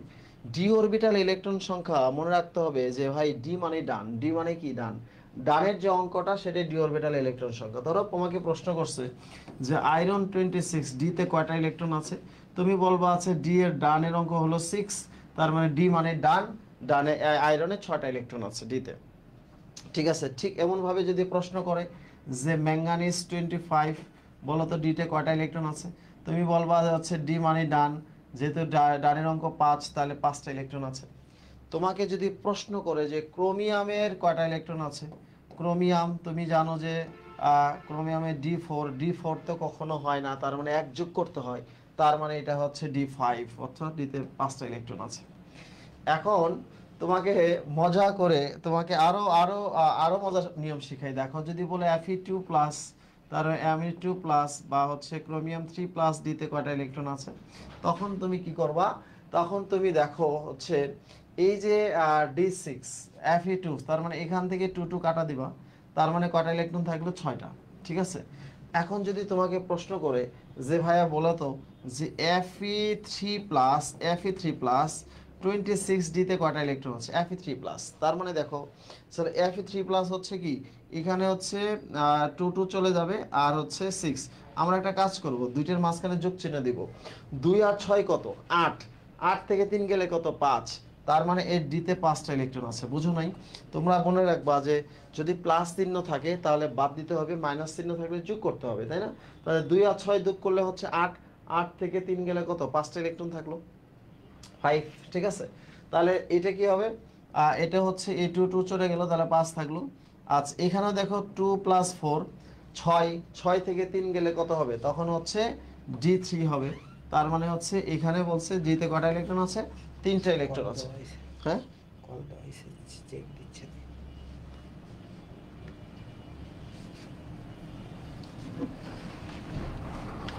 ওকে, তার মানে হচ্ছে আমরা ডি অরবিটালে কয়টা ইলেকট্রন সেটাও তোমার বলতে পারি। এখন 3 নাম্বার হচ্ছে বেজোর ইলেকট্রন সংখ্যা নির্ণয়। বেজোর, কার বেজোর ইলেকট্রন কয়টা আছে?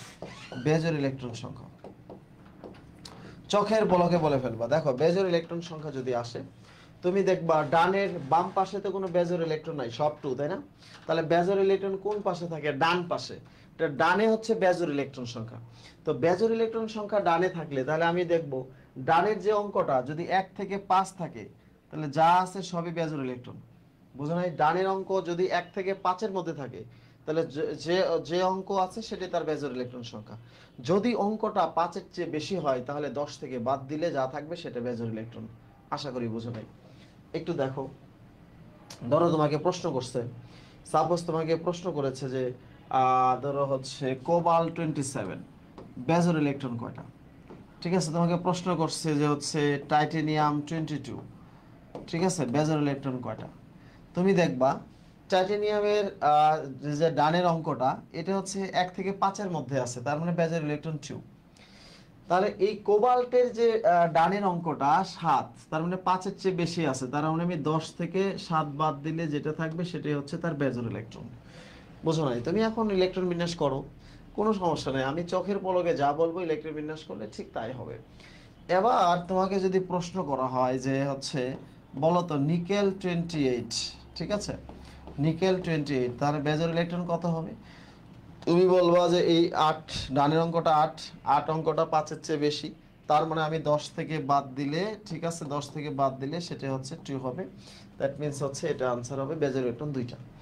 এখন যা কিছু ব্যতিক্রম তাই কিন্তু পরীক্ষায় আসে, তাই না? তাই পরীক্ষায় আসে। দেখো এখানে আমরা জানি বেজোর ইলেকট্রন সংখ্যা ডিতে থাকে, কিন্তু ক্রোমিয়ামের ক্ষেত্রে দেখো এখানে 5 আর এখানে 1, তার মানে 5 ডিতেও আছে, এসও আছে, তার মানে তার বেজোর ইলেকট্রন সংখ্যা বলছি 5, 1 থেকে 5 পর্যন্ত যা আছে সবই বেজোর ইলেকট্রন, তার মানে তার 5 + 1 সমান হচ্ছে 6। অর্থাৎ ক্রোমিয়ামে বেজোর ইলেকট্রন সংখ্যা 6টা। তার মানে আমরা দেখতে পাইলাম এখানে সবচেয়ে বেশি বেজোর ইলেকট্রন সংখ্যা আছে হচ্ছে কি ক্রোমিয়ামে। সো ক্রোমিয়ামে বেজোর ইলেকট্রন সংখ্যা সবচেয়ে বেশি। সো বেজোর ইলেকট্রন সংখ্যা যত বেশি হবে আমরা জানি কি তত মানে হচ্ছে ম্যাগনেটিক হবে, তাই না? এটা আমরা পরবর্তীতে জানবো, ঠিক আছে? আমাদের ডি ব্লক মানে পর্যায়ভিত্তিক ধর্ম রাসায়নিক বন্ধনে সেগুলো আমাদের কাজে লাগবে।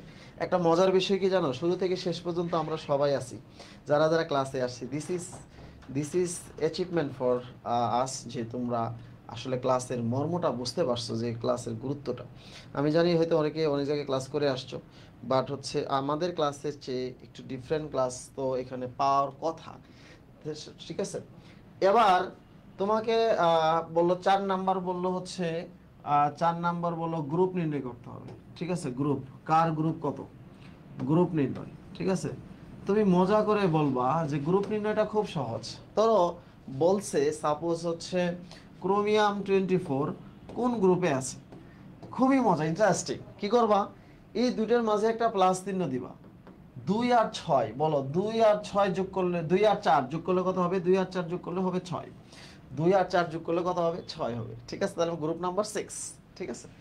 এখন বললো যে ভাইয়া কোবাল্ট 27 বলেন তো কত নম্বর গ্রুপে আছে?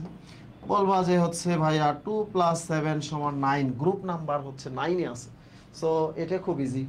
সো তোমাকে প্রশ্ন করা হলো যে স্ক্যান্ডিয়াম 21 বলো তো কত নম্বর গ্রুপে আছে? সবাই কমেন্ট করে জানাও স্ক্যান্ডিয়াম 21 কত নম্বর গ্রুপে আছে? কমেন্ট প্লিজ, স্ক্যান্ডিয়াম 21 সবাই প্লিজ।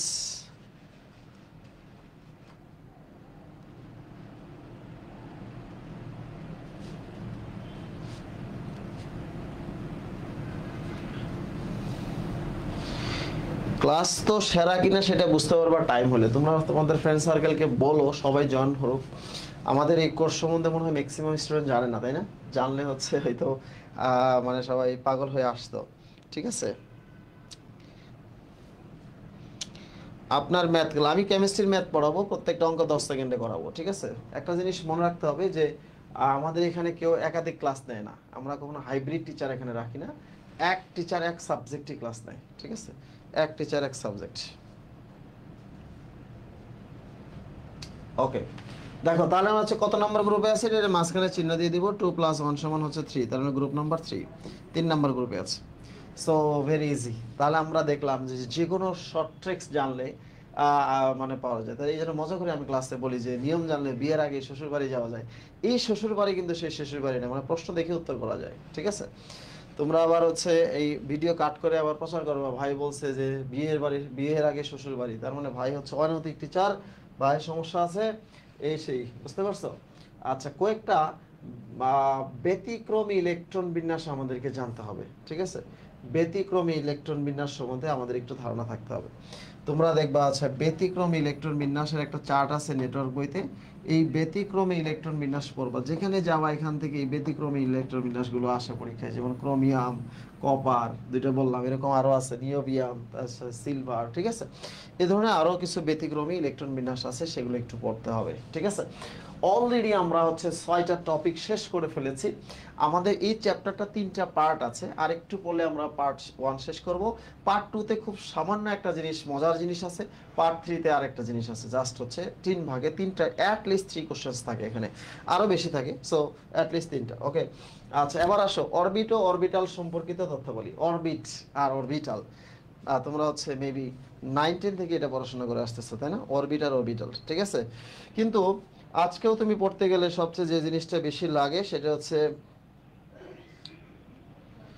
মেডিকেলের এক্সামের জন্য ওরা নাই, তাই না? মেডিকেল এক্সাম সমস্যা নাই, মেডিকেল এক্সামের জন্য আজকে ক্লাসটা অনেক কাজে লাগতো, সেটা তারা হয়তো বুঝতে পারে নাই। তোমরা প্রচুর কমেন্ট করতে হবে। আমি I am satisfied for you. না, এগুলো পারমাণবিক সংখ্যা 21 থেকে 30-এর মধ্যে প্রযোজ্য। পারমাণবিক সংখ্যা 21 থেকে 30, পারমাণবিক সংখ্যা 21 থেকে 30। অরবিট অরবিটাল, দেখো অরবিট হচ্ছে কক্ষপথ, আর অরবিটাল হলো সাধারণত হচ্ছে এস পি ডি এফ হচ্ছে অরবিটাল। জি এইচ অরবিটালও আছে, তো আমরা এস পি ডি এফ এই পর্যন্তই পড়ব। প্রথম যে প্রশ্নটা জানো, এস অরবিটাল দেখতে হচ্ছে, তোমরা জানো হচ্ছে গোলাকার, এস অরবিটাল হচ্ছে গোলাকার, তাই না? পি অরবিটাল দেখতে তোমরা জানো হচ্ছে ডাম্বেল আকৃতির, এবং ডি অরবিটাল হচ্ছে ডাবল ডাম্বেল, ঠিক আছে? এফটাকে সাধারণত তোমাদের হচ্ছে বইতে জটিল ধরা হচ্ছে, জটিল আকৃতি। এখন আচ্ছা, এদের নাম্বার কি? এটা হলো 1 নম্বর অরবিটাল, এটা 2, এটা হচ্ছে 3, এটা হচ্ছে 4 নম্বর অরবিটাল। এখন প্রশ্ন হচ্ছে যে পরীক্ষার হলে প্রশ্ন আসে যে কোনটা সম্ভব কোনটা অসম্ভব, তাই না? তোমরা পড়ে আসছো কোনটা পসিবল কোনটা ইম্পসিবল, খুব সহজভাবে শেখাই। ধরো এখানে হচ্ছে সবচেয়ে বেশি রেসপন্স করতেছে যাদের মধ্যে, তাদের মধ্যে হচ্ছে নাবিল, তারপরে হুমায়রা, সিয়াম, হাবিব, মজিদ, ঠিক আছে? সো ধরে নিলাম মোহাম্মদ মজিদের কাছ থেকে আমি 5 টাকা নিয়েছি, আমি তাকে 5 টাকাই দিলাম। মজিদের মনের অবস্থার কোনো পরিবর্তন নেই, কারণ আমি 5 টাকা নিয়ে তাকে 5 টাকা দিয়েছি। বাট আমি যদি 5 টাকা নিয়ে তাকে 4 টাকা দেই, তাহলে তার মনটা খারাপ হয়ে যাবে, কেন? তাকে 1 টাকা কম দেওয়া হলো। কিন্তু 5 টাকা নিয়ে যদি আমি 6 টাকা দিই, তার মনটা ভালো হয়ে যাবে, কারণ সে লাভ পেয়েছে। অরবিটাল গুলো ঠিক তাই, তাদেরকে যা দরকার ঠিক তাই দিতে হবে। কম দিলে অসম্ভব, যত বেশি দিবা ততই সম্ভব। আশা করি বুঝো নাই। বড় দিকে তাকাও, দেখো এখানে এস এর সামনে কত আছে? 1 2 3 4 5, হাতের মধ্যে হিসাব করবা। Orbital S P D F, তাহলে S orbital, P orbital, D orbital, F orbital, 4টা, ঠিক আছে? তো এখন প্রশ্ন করছে যে 2D সম্ভব না অসম্ভব, তুমি এটা দেখো, তুমি হাতের মধ্যে হিসাব করবা। এস পি ডি কয় নাম্বারে আছে? 3 নাম্বারে আছে। তাহলে কি বলছিলাম? এস পি ডি 3 নাম্বারে আছে, তো তার সামনে আছে কত? 2, কম আছে। আমি বলছি কম থাকলে অসম্ভব। যদি 3D থাকে তাহলে সম্ভব, যদি 4D থাকে বলবো আরো সম্ভব, 5D থাকলে আগে, মানে বেশি দিলে সম্ভব, কম দিলেই অসম্ভব, ঠিক আছে? তাহলে তোমাকে যদি প্রশ্ন করা হয়, সেটি হচ্ছে যে তোমার হলো ধরো 5F বলছে, তুমি বলবা এস পি ডি এফ 4 আছে, তার সামনে 5 আছে, বেশি আছে, বেশি থাকলে তো অসম্ভব, বেশি থাকলে কি অসম্ভব, ঠিক আছে? এখন অরবিট ও অরবিটাল সম্পর্কিত তথ্যাবলী, আমরা অরবিটাল সম্পর্কিত তথ্যাবলী আমরা একটু দেখে আছি, সম্ভব অসম্ভব আমরা চোখের পলকে পারি কিনা। দেখো তো, বলো তো এটা কোনটা সম্ভব নয়, একটু বলো, কুইক বলো, কুইক, কোনটি সম্ভব নয়?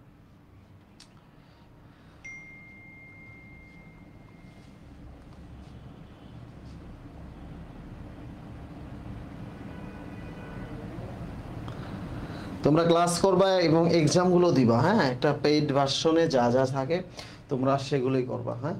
ওকে,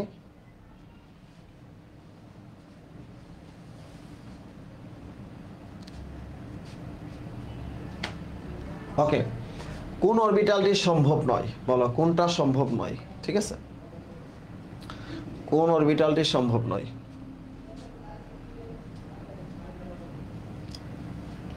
আচ্ছা, এখন কোন অরবিটালটি সম্ভব নয়, এটা হচ্ছে 3f 4f 5f। তাহলে তুমি বলবা যে এই যে 3f, কারণ তার সামনে হচ্ছে sp df 4 থাকার কথা ছিল, এক কম আছে, তাই না? তার মানে আনসার হচ্ছে এটা সম্ভব নয়। ওকে, আচ্ছা, এখন আমরা দেখলো সম্ভব অসম্ভব ব্যাপারগুলো আমরা সকলে জানলাম। ঠিক আছে, তোমরা জানো যে এটা যখন আমরা দেখি এল এর মান, তাই না, এল এর মান থেকে এটা হলো 0, এটা হলো 1, এটা হচ্ছে 2, এটা হচ্ছে কি বলো 3।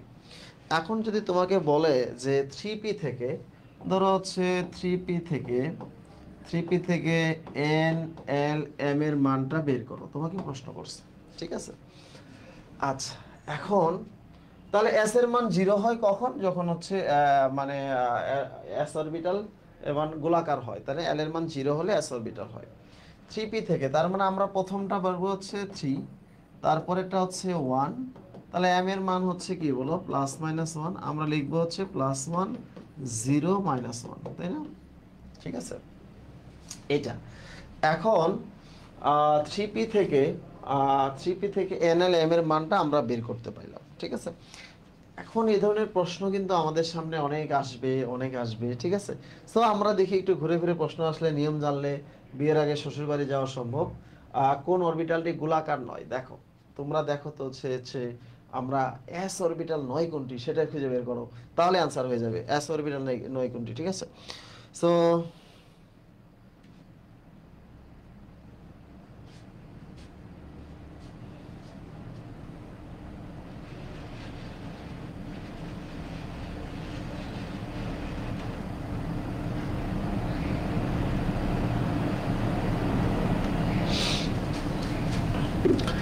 মজার মজার জিনিস পড়াবো একটু পরেই।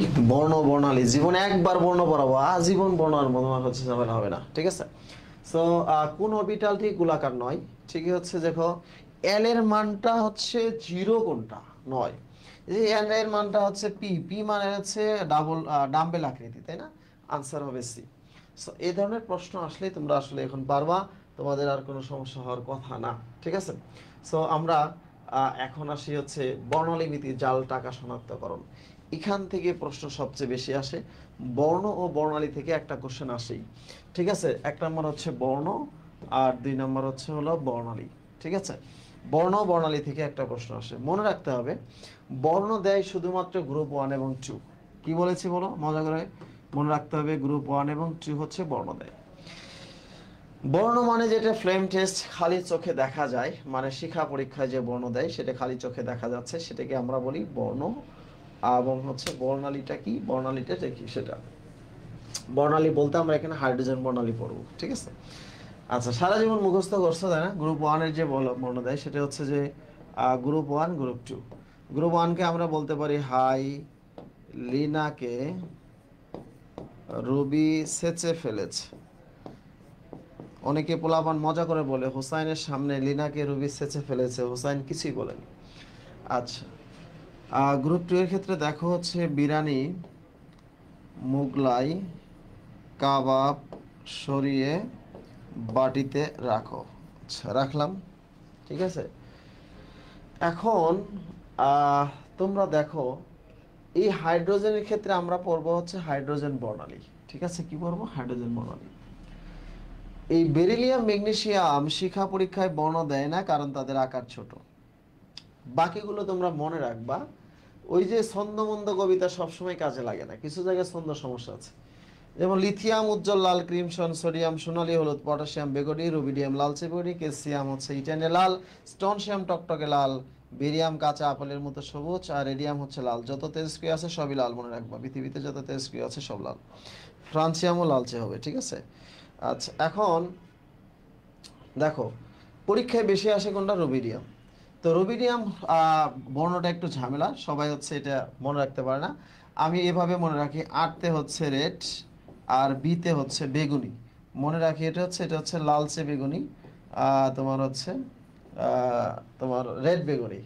আরতে রেড আর বিতে বেগুনি, লালচে বেগুনি। ঠিক আছে, সো এই যে মৌলিক বর্ণগুলো কোনটা বেশি আসে, যেটা তুলনা করা হয়, ক্যালসিয়াম দেখতে টেনে লাল, স্ট্রনশিয়াম দেখতে টকটকে লাল, বেরিয়াম কাঁচা আপেলের মতো সবুজ। ঠিক আছে, এখন তোমার খালাতো ভাইয়ের চাচাতো বোন দেখতে কেমন, তুমি এটা তো মানে না দেখে বলতে পারবে না, তাই না? এই জন্য এই বর্ণগুলো সাধারণত মুখস্থ করতে হয়।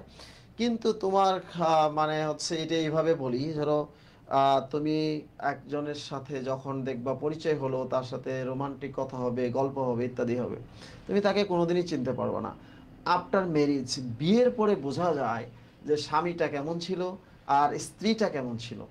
পরে যখন আসলেই বুঝতে পারে, তখন কিছু সংসার আসলে টিকে যায়, কিছু সংসার টিকে না। যেমন তোমরা জানো যে হুমায়ুন আহমেদ হচ্ছে স্ত্রীর নাম ছিল গুলতেকিন, তাই না?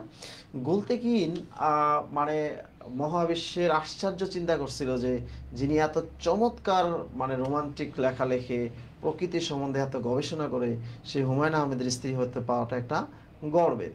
কিন্তু আপনার ম্যারিজ, বিয়ের পরে বুঝতে পারলো যে তার লেখাটা সাহিত্যের পাতায় যতটা হয়, বাস্তব জীবনে সেটা ততটা নয়। সো তার মধ্যে এই কারণে তাদের সংসার ভেঙে গেল। তাহসান মিথিলার সাথে সম্পর্ক ছিল, তিনি বলছে যে তাহসান দেখতে হ্যান্ডসাম, অসাধারণ শিল্পী, অভিনেতা ইত্যাদি দেখে তার কাছে গিয়েছিল।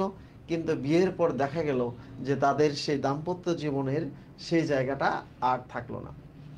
সো মানে এই ব্যাপারটা, তার মানে বিয়ের পরে বোঝা যায় স্বামীটা কেমন আর স্ত্রীতে কেমন, কিন্তু বিয়ের আগে কিন্তু বোঝা যায় না। সো আমি তোমাদেরকে বলবো যে বিয়ে করা মানে যৌগ গঠন করা। বিয়ে করা মানে কি? যৌগ গঠন করা। এরা হচ্ছে মৌলিক পদার্থ, এদেরকে তুমি চিনতে পারবা না, মুখস্থ করতে হবে। বাট এদের যারা যৌগ আছে, তারা মানে বিয়ের পরে তাদেরকে চেনা যায়। সো সেটা চেনার জন্য একটা কবিতা লিখবো। সেই কবিতাটির নাম সেদিন তাল গাছ। কবিতাটির নাম হচ্ছে সেদিন তাল গাছ। ক্রোমেটে কমলা, ডাইক্রোমেটেও তাই,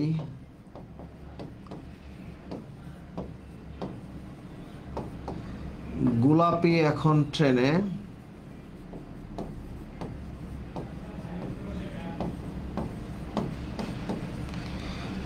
ম্যাঙ্গানেটে পাই।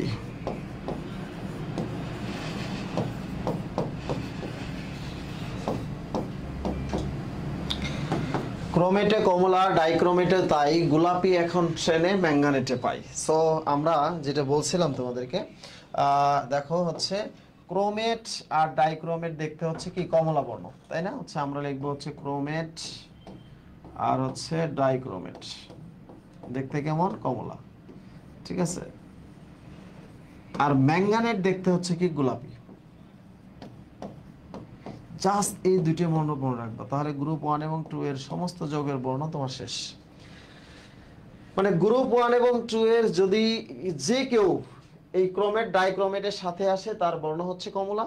যদি এইটা ম্যাঙ্গানেটের সাথে আসে, তার বর্ণ হবে গোলাপি। আশা করি কিছু বোঝা নাই, মারাত্মক সূত্র এটা। ঠিক আছে, অর্থাৎ আমি বলছি যে গ্রুপ 1 এবং 2 এর যে কোনো মৌল যদি ক্রোমেট ডাইক্রোমেটের সাথে আসে কমলা, আর ম্যাঙ্গানেটের সাথে আসলে গোলাপি।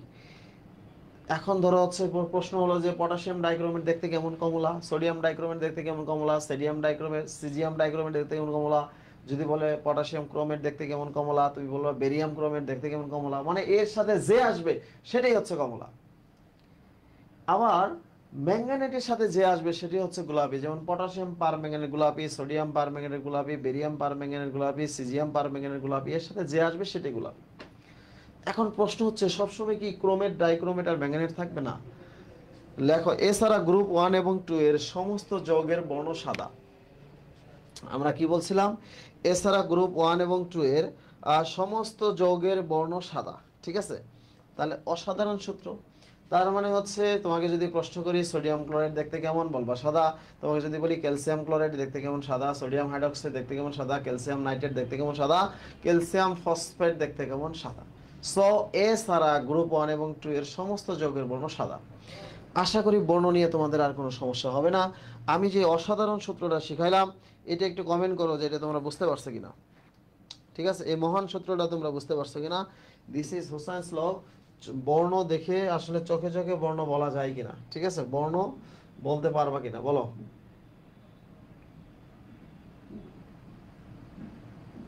আচ্ছা,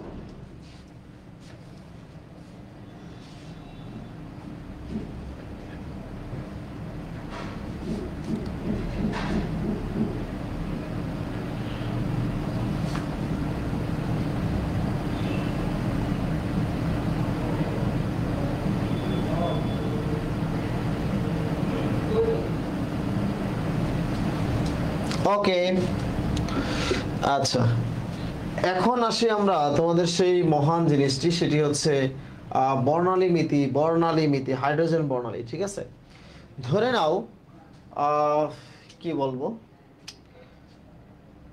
এই যে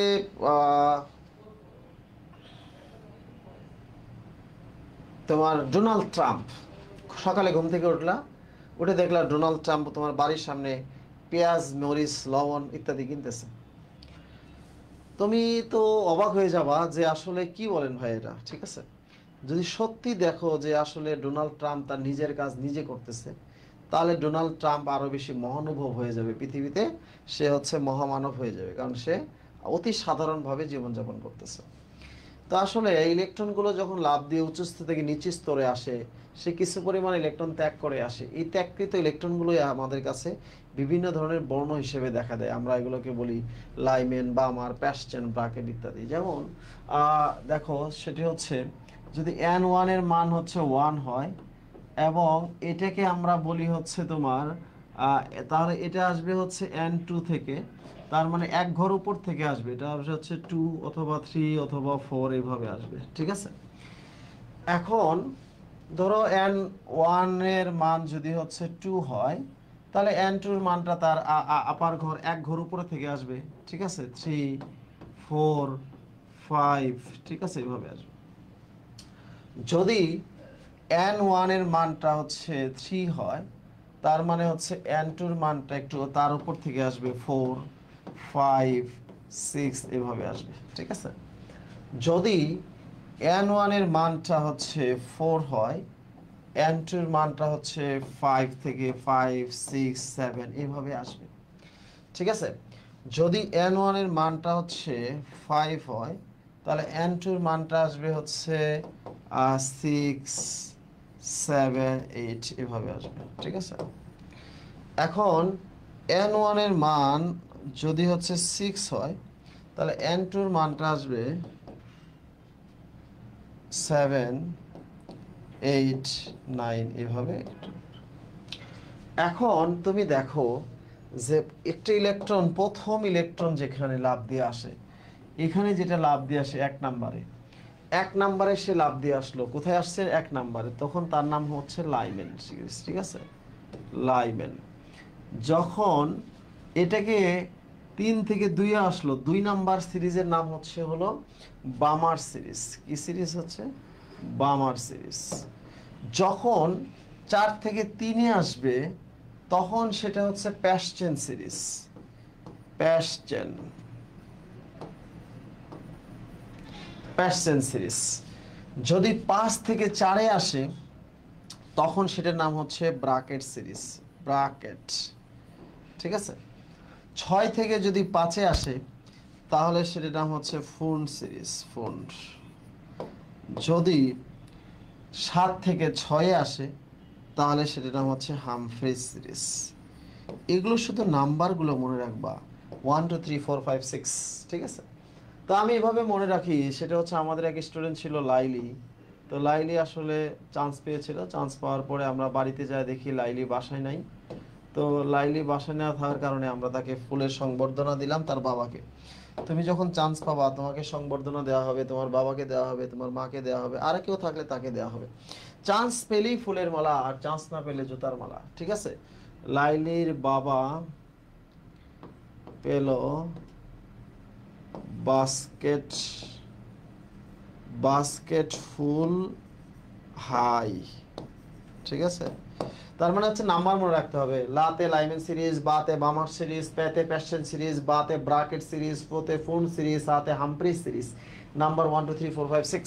ঠিক আছে, তাহলে প্রত্যেকটা নাম্বার মনে রাখবা। একটা ইলেকট্রন লাফ দিয়ে যেখানে ফিরে আসে, সেটাই তার সিরিজের নাম। ঠিক আছে, সো এখান থেকে একটা প্রশ্ন আসলে জাহাঙ্গীরনগরের ডি ইউনিটে পাবা, এবং কৃষিতে আসার সম্ভাবনা খুব বেশি। সো সবাই একটা স্ক্রিনশট দিয়ে রাখো, যে প্রমাণস্বরূপ যে আমি যে তোমাদেরকে পড়াইছি এবং বলছি এখান থেকে একটা কোশ্চেন আসবে, একটু স্ক্রিনশট মেরে রাখো, দেখবা যে এখান থেকে একটা কোশ্চেন আসতেছে।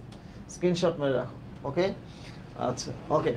সো আমরা তোমাদের যেটা বলতেছিলাম সেটা হচ্ছে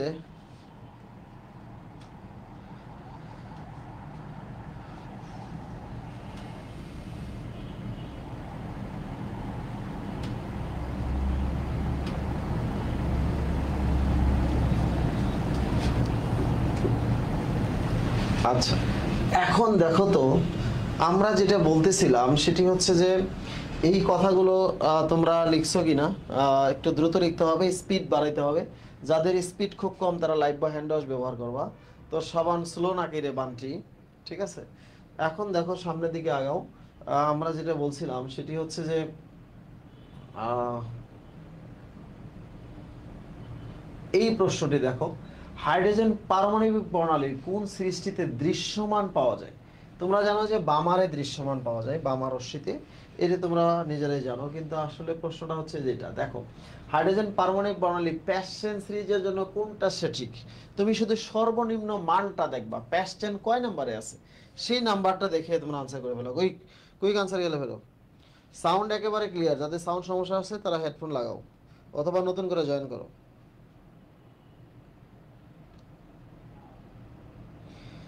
আমরা আজকে রাতের মধ্যে আশা করতেছি যে আমরা 6000 মেম্বার হয়ে যাব। সো একটু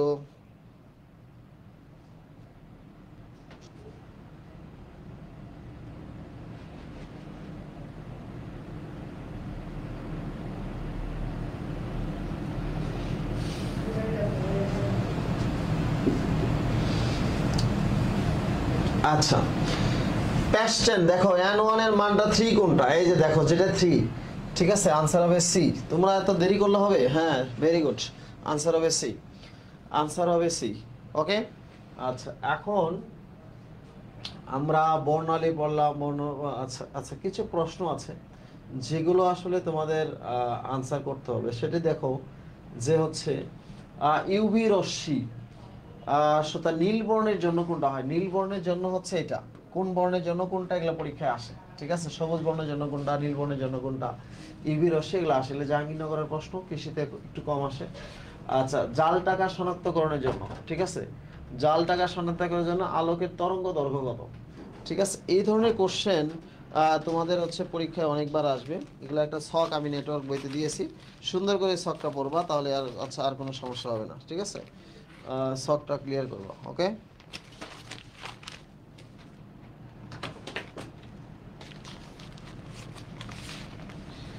করো দেখি কার কার মনে আছে, একটু প্রশ্ন আনসারটা করো, বলো।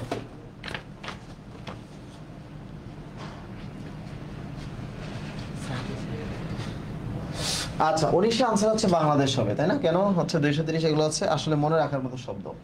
দেখো, কোন রশ্মি প্রয়োগ করে মস্তিষ্কে হিমোগ্লোবিন অক্সিজেনের শোষণের পরিমাণ নির্ণয় করা হয়? ঠিক আছে, আচ্ছা, অক্সিজেনের শোষণের পরিমাণ নির্ণয় করা হয়, এটি হচ্ছে মস্তিষ্কে হিমোগ্লোবিন অক্সিজেনের শোষণ। এই যে দেখো আইআর, আইআর এর মধ্যে 3টা আইআর তোমাদের ব্যবহার খুব চমৎকার করে 3টা লাইন মনে রাখতে হবে, ঠিক আছে। তার হচ্ছে এফআইআর, এনআইআর, ঠিক আছে, ঠিক আছে, এনএমআর, এনএমআর, ঠিক আছে, এগুলো একটু মনে রাখতে হবে, ঠিক আছে। আচ্ছা, এটা হলো ফার আয়ার, সরি হচ্ছে 20 নম্বর হলো নিয়ার আয়ার হবে, হ্যাঁ, নিয়ার আয়ার, কোন রশ্মি প্রক্রিয়া মস্তিষ্কে হিমোগ্লোবিন, নিয়ার আয়ার। আচ্ছা, এরপরে বলছে মস্তিষ্কের টিউমার, তোমরা জানো যে টিউমার বা হচ্ছে কোনো ইয়া থাকলে সেটা দেখার জন্য এমআরআই পদ্ধতি ব্যবহার করি আমরা, তাই না? টিউমার করার জন্য এমআরআই পদ্ধতি ব্যবহার করা হয়, ঠিক আছে, এমআরআই পদ্ধতি আমরা ব্যবহার করি, ওকে। আচ্ছা, এরপরে আসো একটু এমআরআই যন্ত্রের সাহায্যে মানবদের কোন মৌলটির ভূমিকা আছে বলো। আচ্ছা, আমি তোমাকে হিন্টস দেই, সেটি হচ্ছে যে এখানে যে মৌলগুলো আছে তার সাথে আমার নামের মিল আছে, বলো কোনটা, আনসার বলো, সবাই বলো।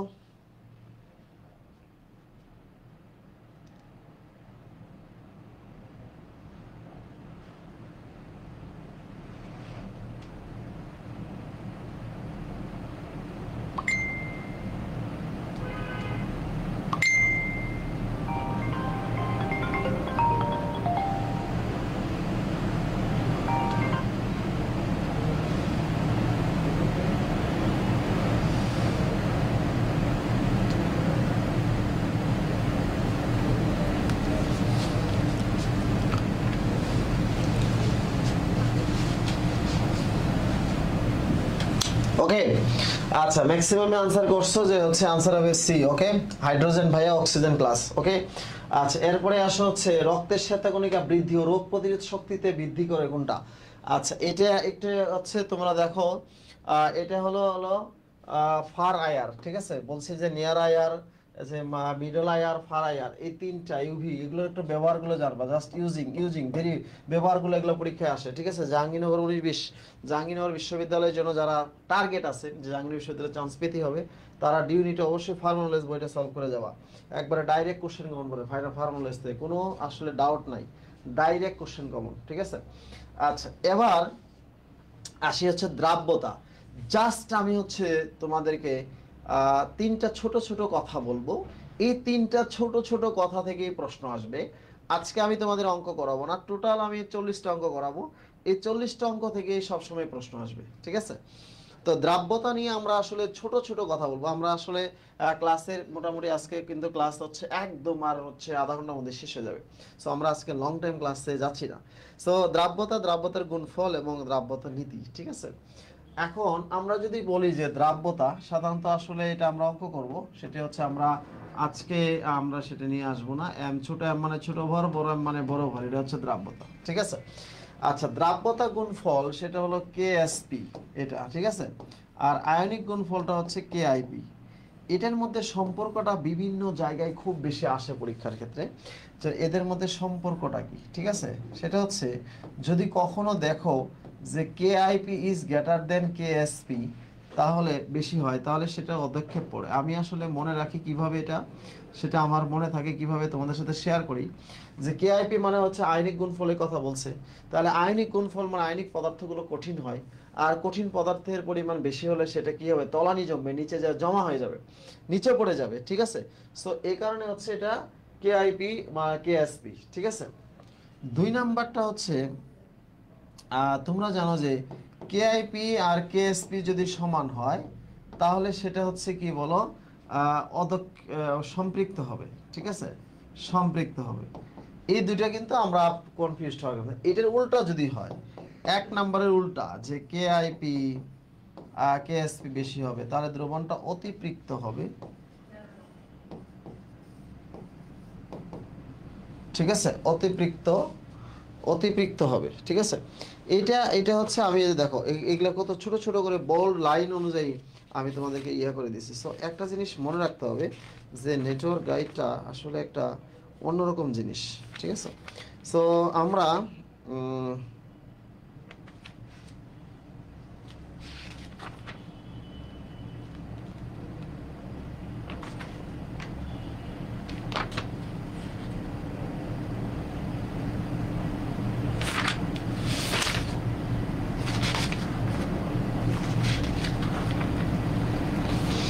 এখানে একটা মজার জিনিস আছে, যেটা পরীক্ষা আসে 99% স্টুডেন্ট এটা আসলে আনসার করতে পারে না, ঠিক আছে। 99% স্টুডেন্ট আনসার করতে পারে না। সো আমরা আজকে সেটা শেখাবো তোমাদেরকে, একবারে 30 সেকেন্ডের মধ্যে শিখে যাবো তোমরা, ওকে।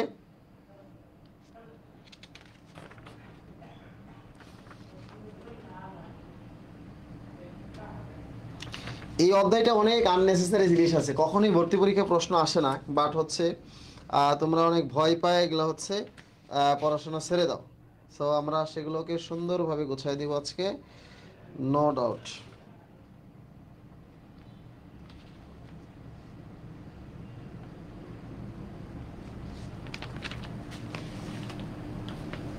আচ্ছা, একটু হচ্ছে এটা হলো একটু ভুল হয়েছে, এটা হলো অসম্পৃক্ত হবে।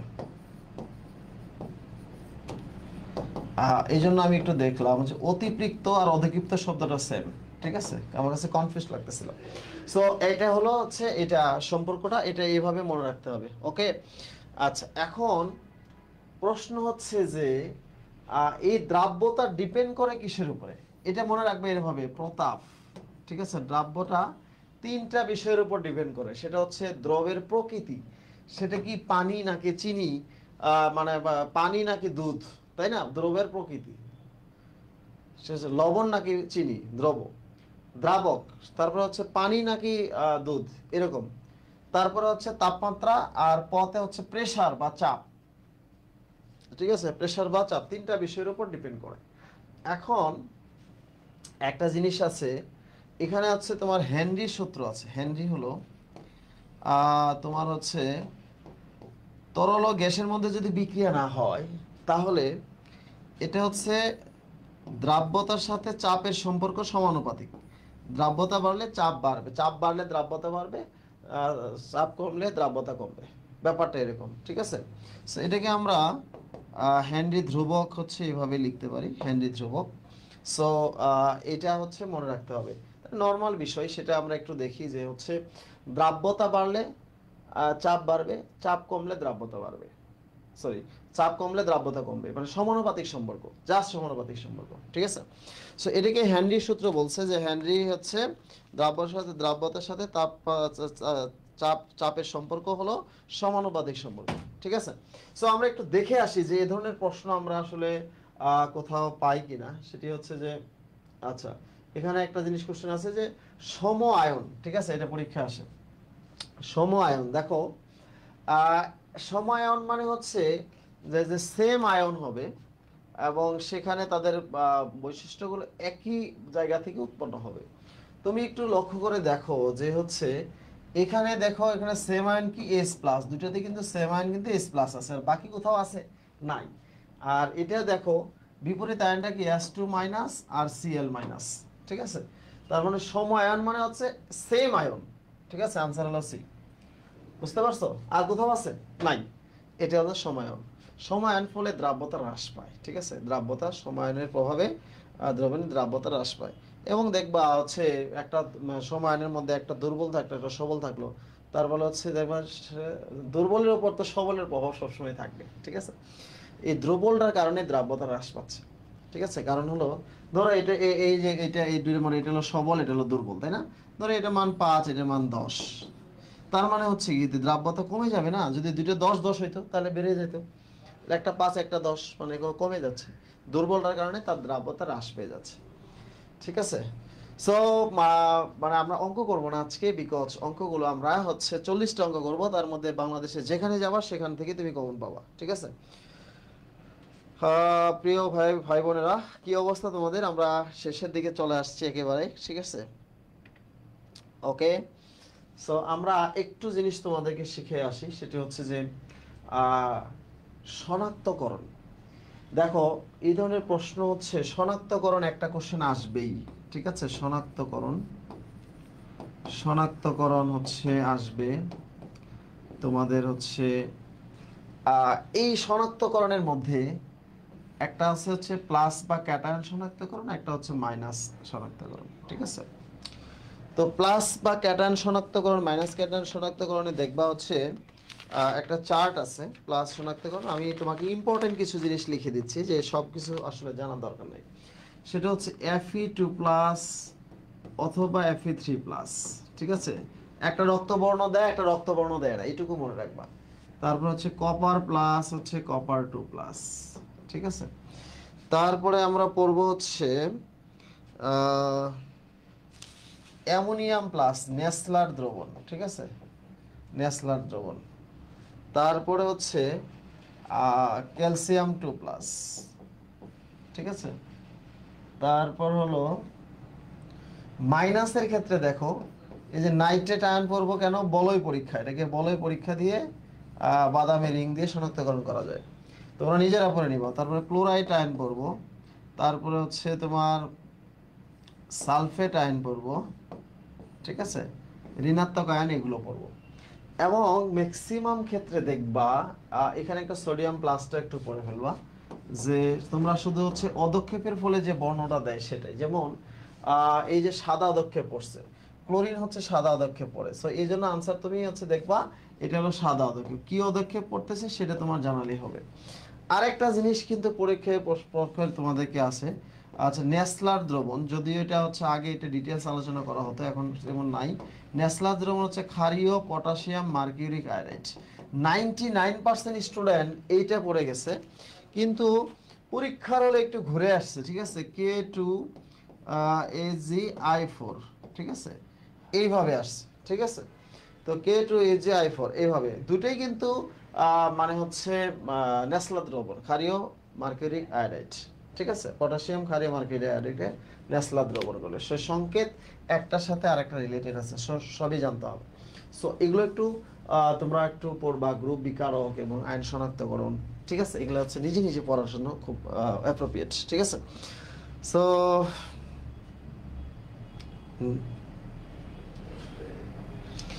এত বড় একটা কোর্স ফ্রি দিছি আর তোমরা নেটওয়ার্ক গাইডটা এখনো কিনো নাই, তার মানে বোঝা যাচ্ছে তোমরা আসলে কি বলবো, নেটওয়ার্ক গাইডটা এই যে এটা হলো তো চেহারা, ঠিক আছে। Network guide is the Bible for the agriculture and others ইউনিভার্সিটির জন্য তোমার এখানে হেল্প হবে। সো আসি আমরা সামনের দিকে যাব। সো এখানে দেখবা যে জৈব যৌগের আঙ্গিক বিশ্লেষণ, ঠিক আছে, কয়েকটা সংজ্ঞা আসে। যেমন হচ্ছে তোমার এখানে পর্বা 1 নাম্বার পর্বা হচ্ছে পাতন, ঠিক আছে, পাতন পর্বা। 2 নাম্বার পর্বা হচ্ছে আংশিক পাতন, আংশিক পাতন ব্যবহার করবো, এগুলো সংজ্ঞার ব্যবহার, ঠিক আছে।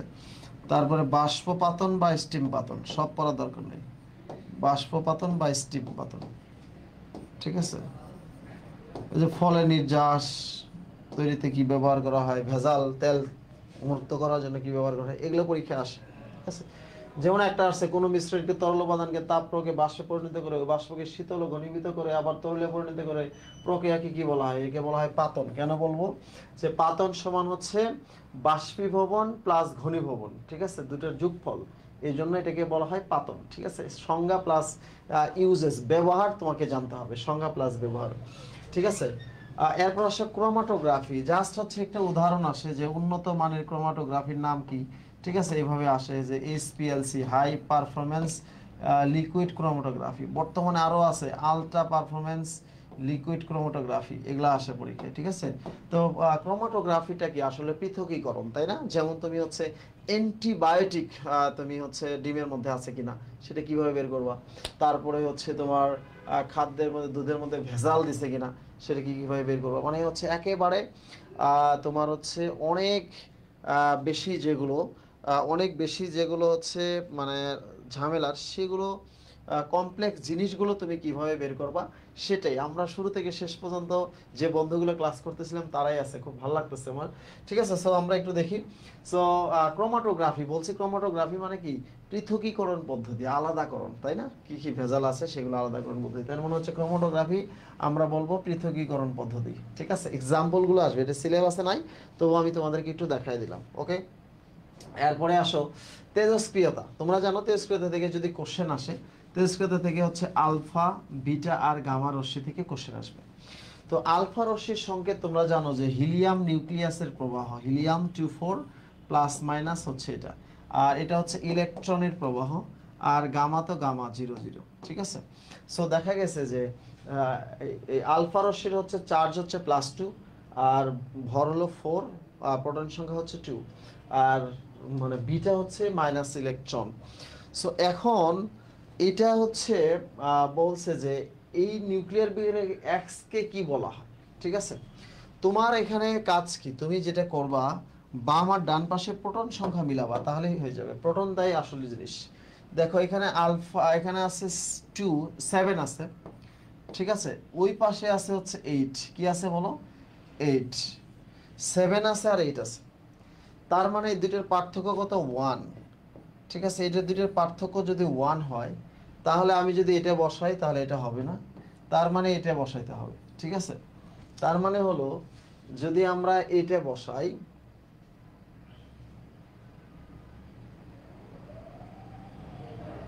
তাহলে কিন্তু হয়ে যাচ্ছে। দেখো এক্স কে কি বলা হচ্ছে, তার মানে এখানে -1 0 বসালে 8 থেকে 1 গেলে 7, এই যে মিলে যাচ্ছে। তার মানে হচ্ছে এখানে হলো গামা রশ্মি, সরি বিটা রশ্মি, বি বিটা পার্টিকেল, ঠিক আছে, বিটা পার্টিকেল। তার মানে বুঝতে পারছো যে হচ্ছে এখানে যদি আমি মানে বিটা বসাই -1, এই যে -1, তার মানে হচ্ছে 8 থেকে 1 গেলে 7 হবে, দুই পাশে মিলে যাবে। দুই পাশে প্রোটন সংখ্যা মিলাইতে হবে, জাস্ট টু পাশে হচ্ছে কি বলো, প্রোটন সংখ্যা। তোমরা তোমরা এ করছো কেন,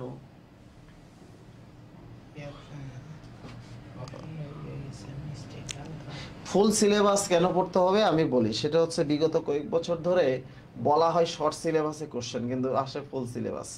সো ফুল সিলেবাসের কোন কোন জিনিসগুলো দরকার আমরা সেগুলো ইম্পর্টেন্টগুলো পড়াচ্ছি, সব না। তোমরা অবাক হওয়ার কিছু নেই, এই জন্য ক্লাসে থাকলেই এনাফ। আমরা যেটা বলতেছি যতটুকু বলতেছি ঠিক ততটুকুই সম্ভব, ঠিক আছে, ঠিক ততটুকুই, ওকে, এর বেশি কোনো প্রয়োজন নাই, ওকে।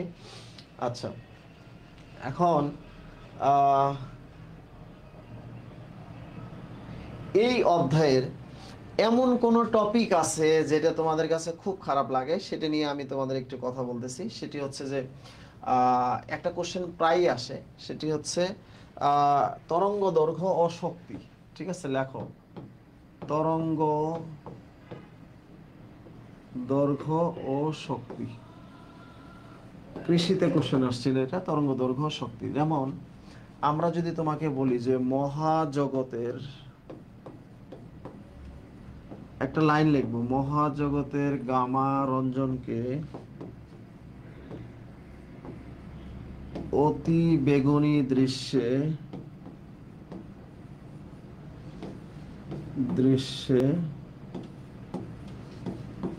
অবহেলিত করেছে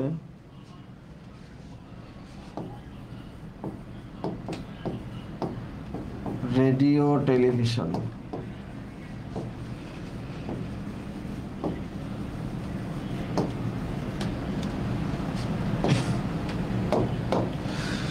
মহাজগতের গামা রঞ্জনকে অতি বেগুনি দৃশ্য অবহেলিত করেছে রেডিও টেলিভিশন। দেখো, মহাজগৎ মানে হচ্ছে কসমিক রে, এগুলো ইংলিশ শব্দ তোমাকে জানতে হবে। ঠিক আছে, কসমিক রে। আর গামা মানে হচ্ছে গামা রে। ঠিক আছে, আর রঞ্জন মানে হলো এক্স রে। অতি বেগুনি মানে হচ্ছে আলট্রা ভায়োলেট রে। দৃশ্যমান মানে হচ্ছে ভিজিবল রে। অবহেলিত মানে হচ্ছে ইনফ্রারেড। ঠিক আছে, রেডিও টেলিভিশন মানে হচ্ছে বেতার তরঙ্গ।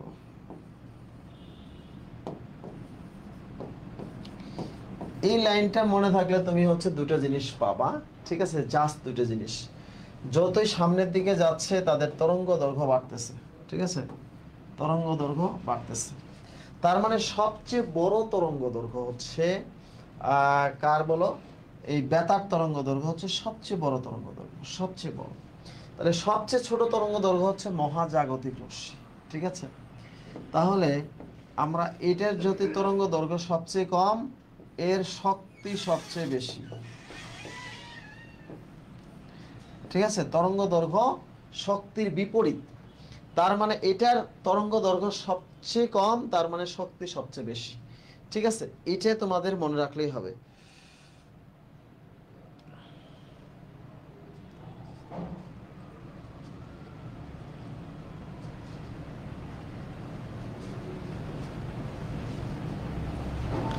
আচ্ছা, একটা জিনিস আসি আগের উত্তরটা প্রোটন আছে কিনা। ওখানে কি প্রোটন ছিল? প্রোটন থাকলে সেটা প্রোটনই आंसर হবে।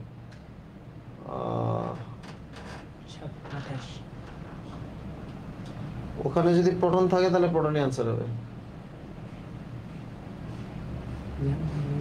নাম কইছে সামনে সামনে 28 দিন।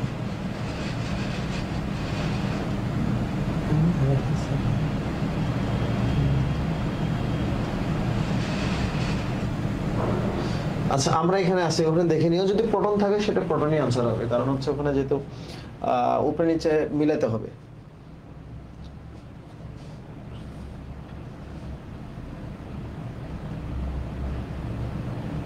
হ্যাঁ, নেটওয়ার্ক বইয়ে শর্ট সিলেবাস গুলো পূর্ণাঙ্গ ভাবে আলোচনা করা আছে, আর শর্ট সিলেবাসের বাইরে ফুল সিলেবাসের গুলো ইম্পর্টেন্ট জিনিসগুলো দেওয়া আছে। নেটওয়ার্কের সবই পড়তে হবে, নেটওয়ার্কের কিছুই বাদ দেওয়া যাবে না।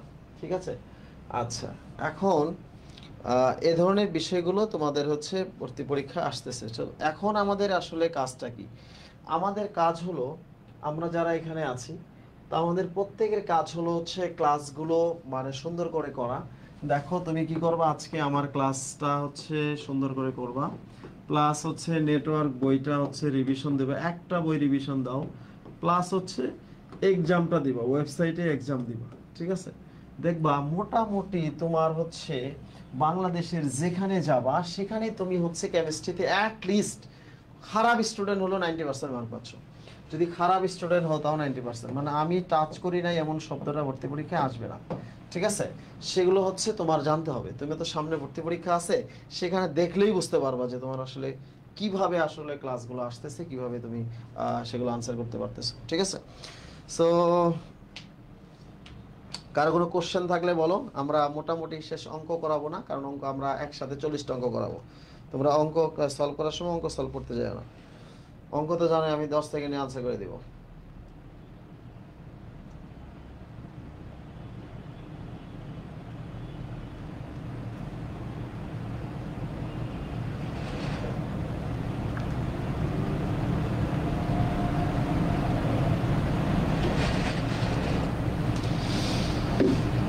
আচ্ছা, কেমিস্ট্রি কি আসলে কঠিন লাগে বলো? কেমিস্ট্রি কঠিন লাগে না। সো আমার সবচেয়ে বড় কথা হচ্ছে যে জীবনে তুমি নিজেকে যদি ঘুরে দাঁড়াতে চাও, যদি নিজেকে তৈরি করতে চাও, জাস্ট হচ্ছে তুমি যদি লেগে থাকো, জাস্ট লেগে থাকো, আমরা যা বলি তাই যদি করো, শর্টকাট ট্রিক্সের দিকে না তাকিয়ে, মানে হচ্ছে এই শর্টকাট কোশ্চেনের দিকে না তাকিয়ে, যদি হচ্ছে উনিকে সাজেশন দিবে এটা যেটা তাদের না তাকিয়ে, এতটুকু কোশ্চেন ব্যাংক পড়লে চান্স পাই যাবে এই কথার দিকে না তাকাইলে, তাহলেই তোমার জীবনে চান্স হবে।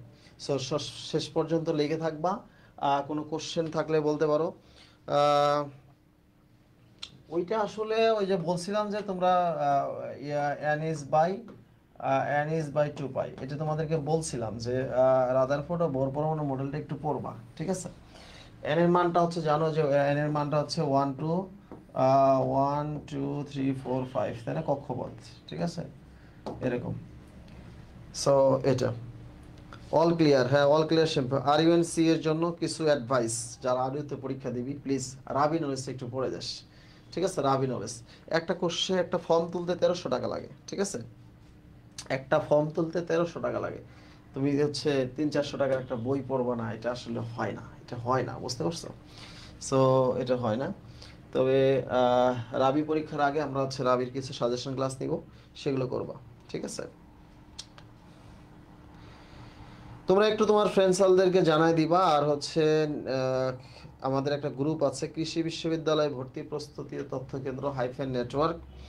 এই গ্রুপে একটু ফিডব্যাক দিয়ে আসবা যে আজকের ক্লাসটা কেমন ছিল, ঠিক আছে? এবং তোমাদের হচ্ছে আহ, গত ক্লাসে আমরা নোট শেয়ার করতে পারি নাই, আজকে তোমরা হচ্ছে ওই গ্রুপে নোট শেয়ার দিবা, ঠিক আছে?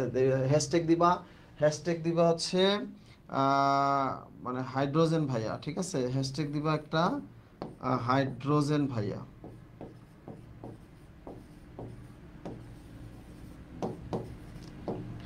ঠিক আছে? আর হচ্ছে গুণগত রসায়ন,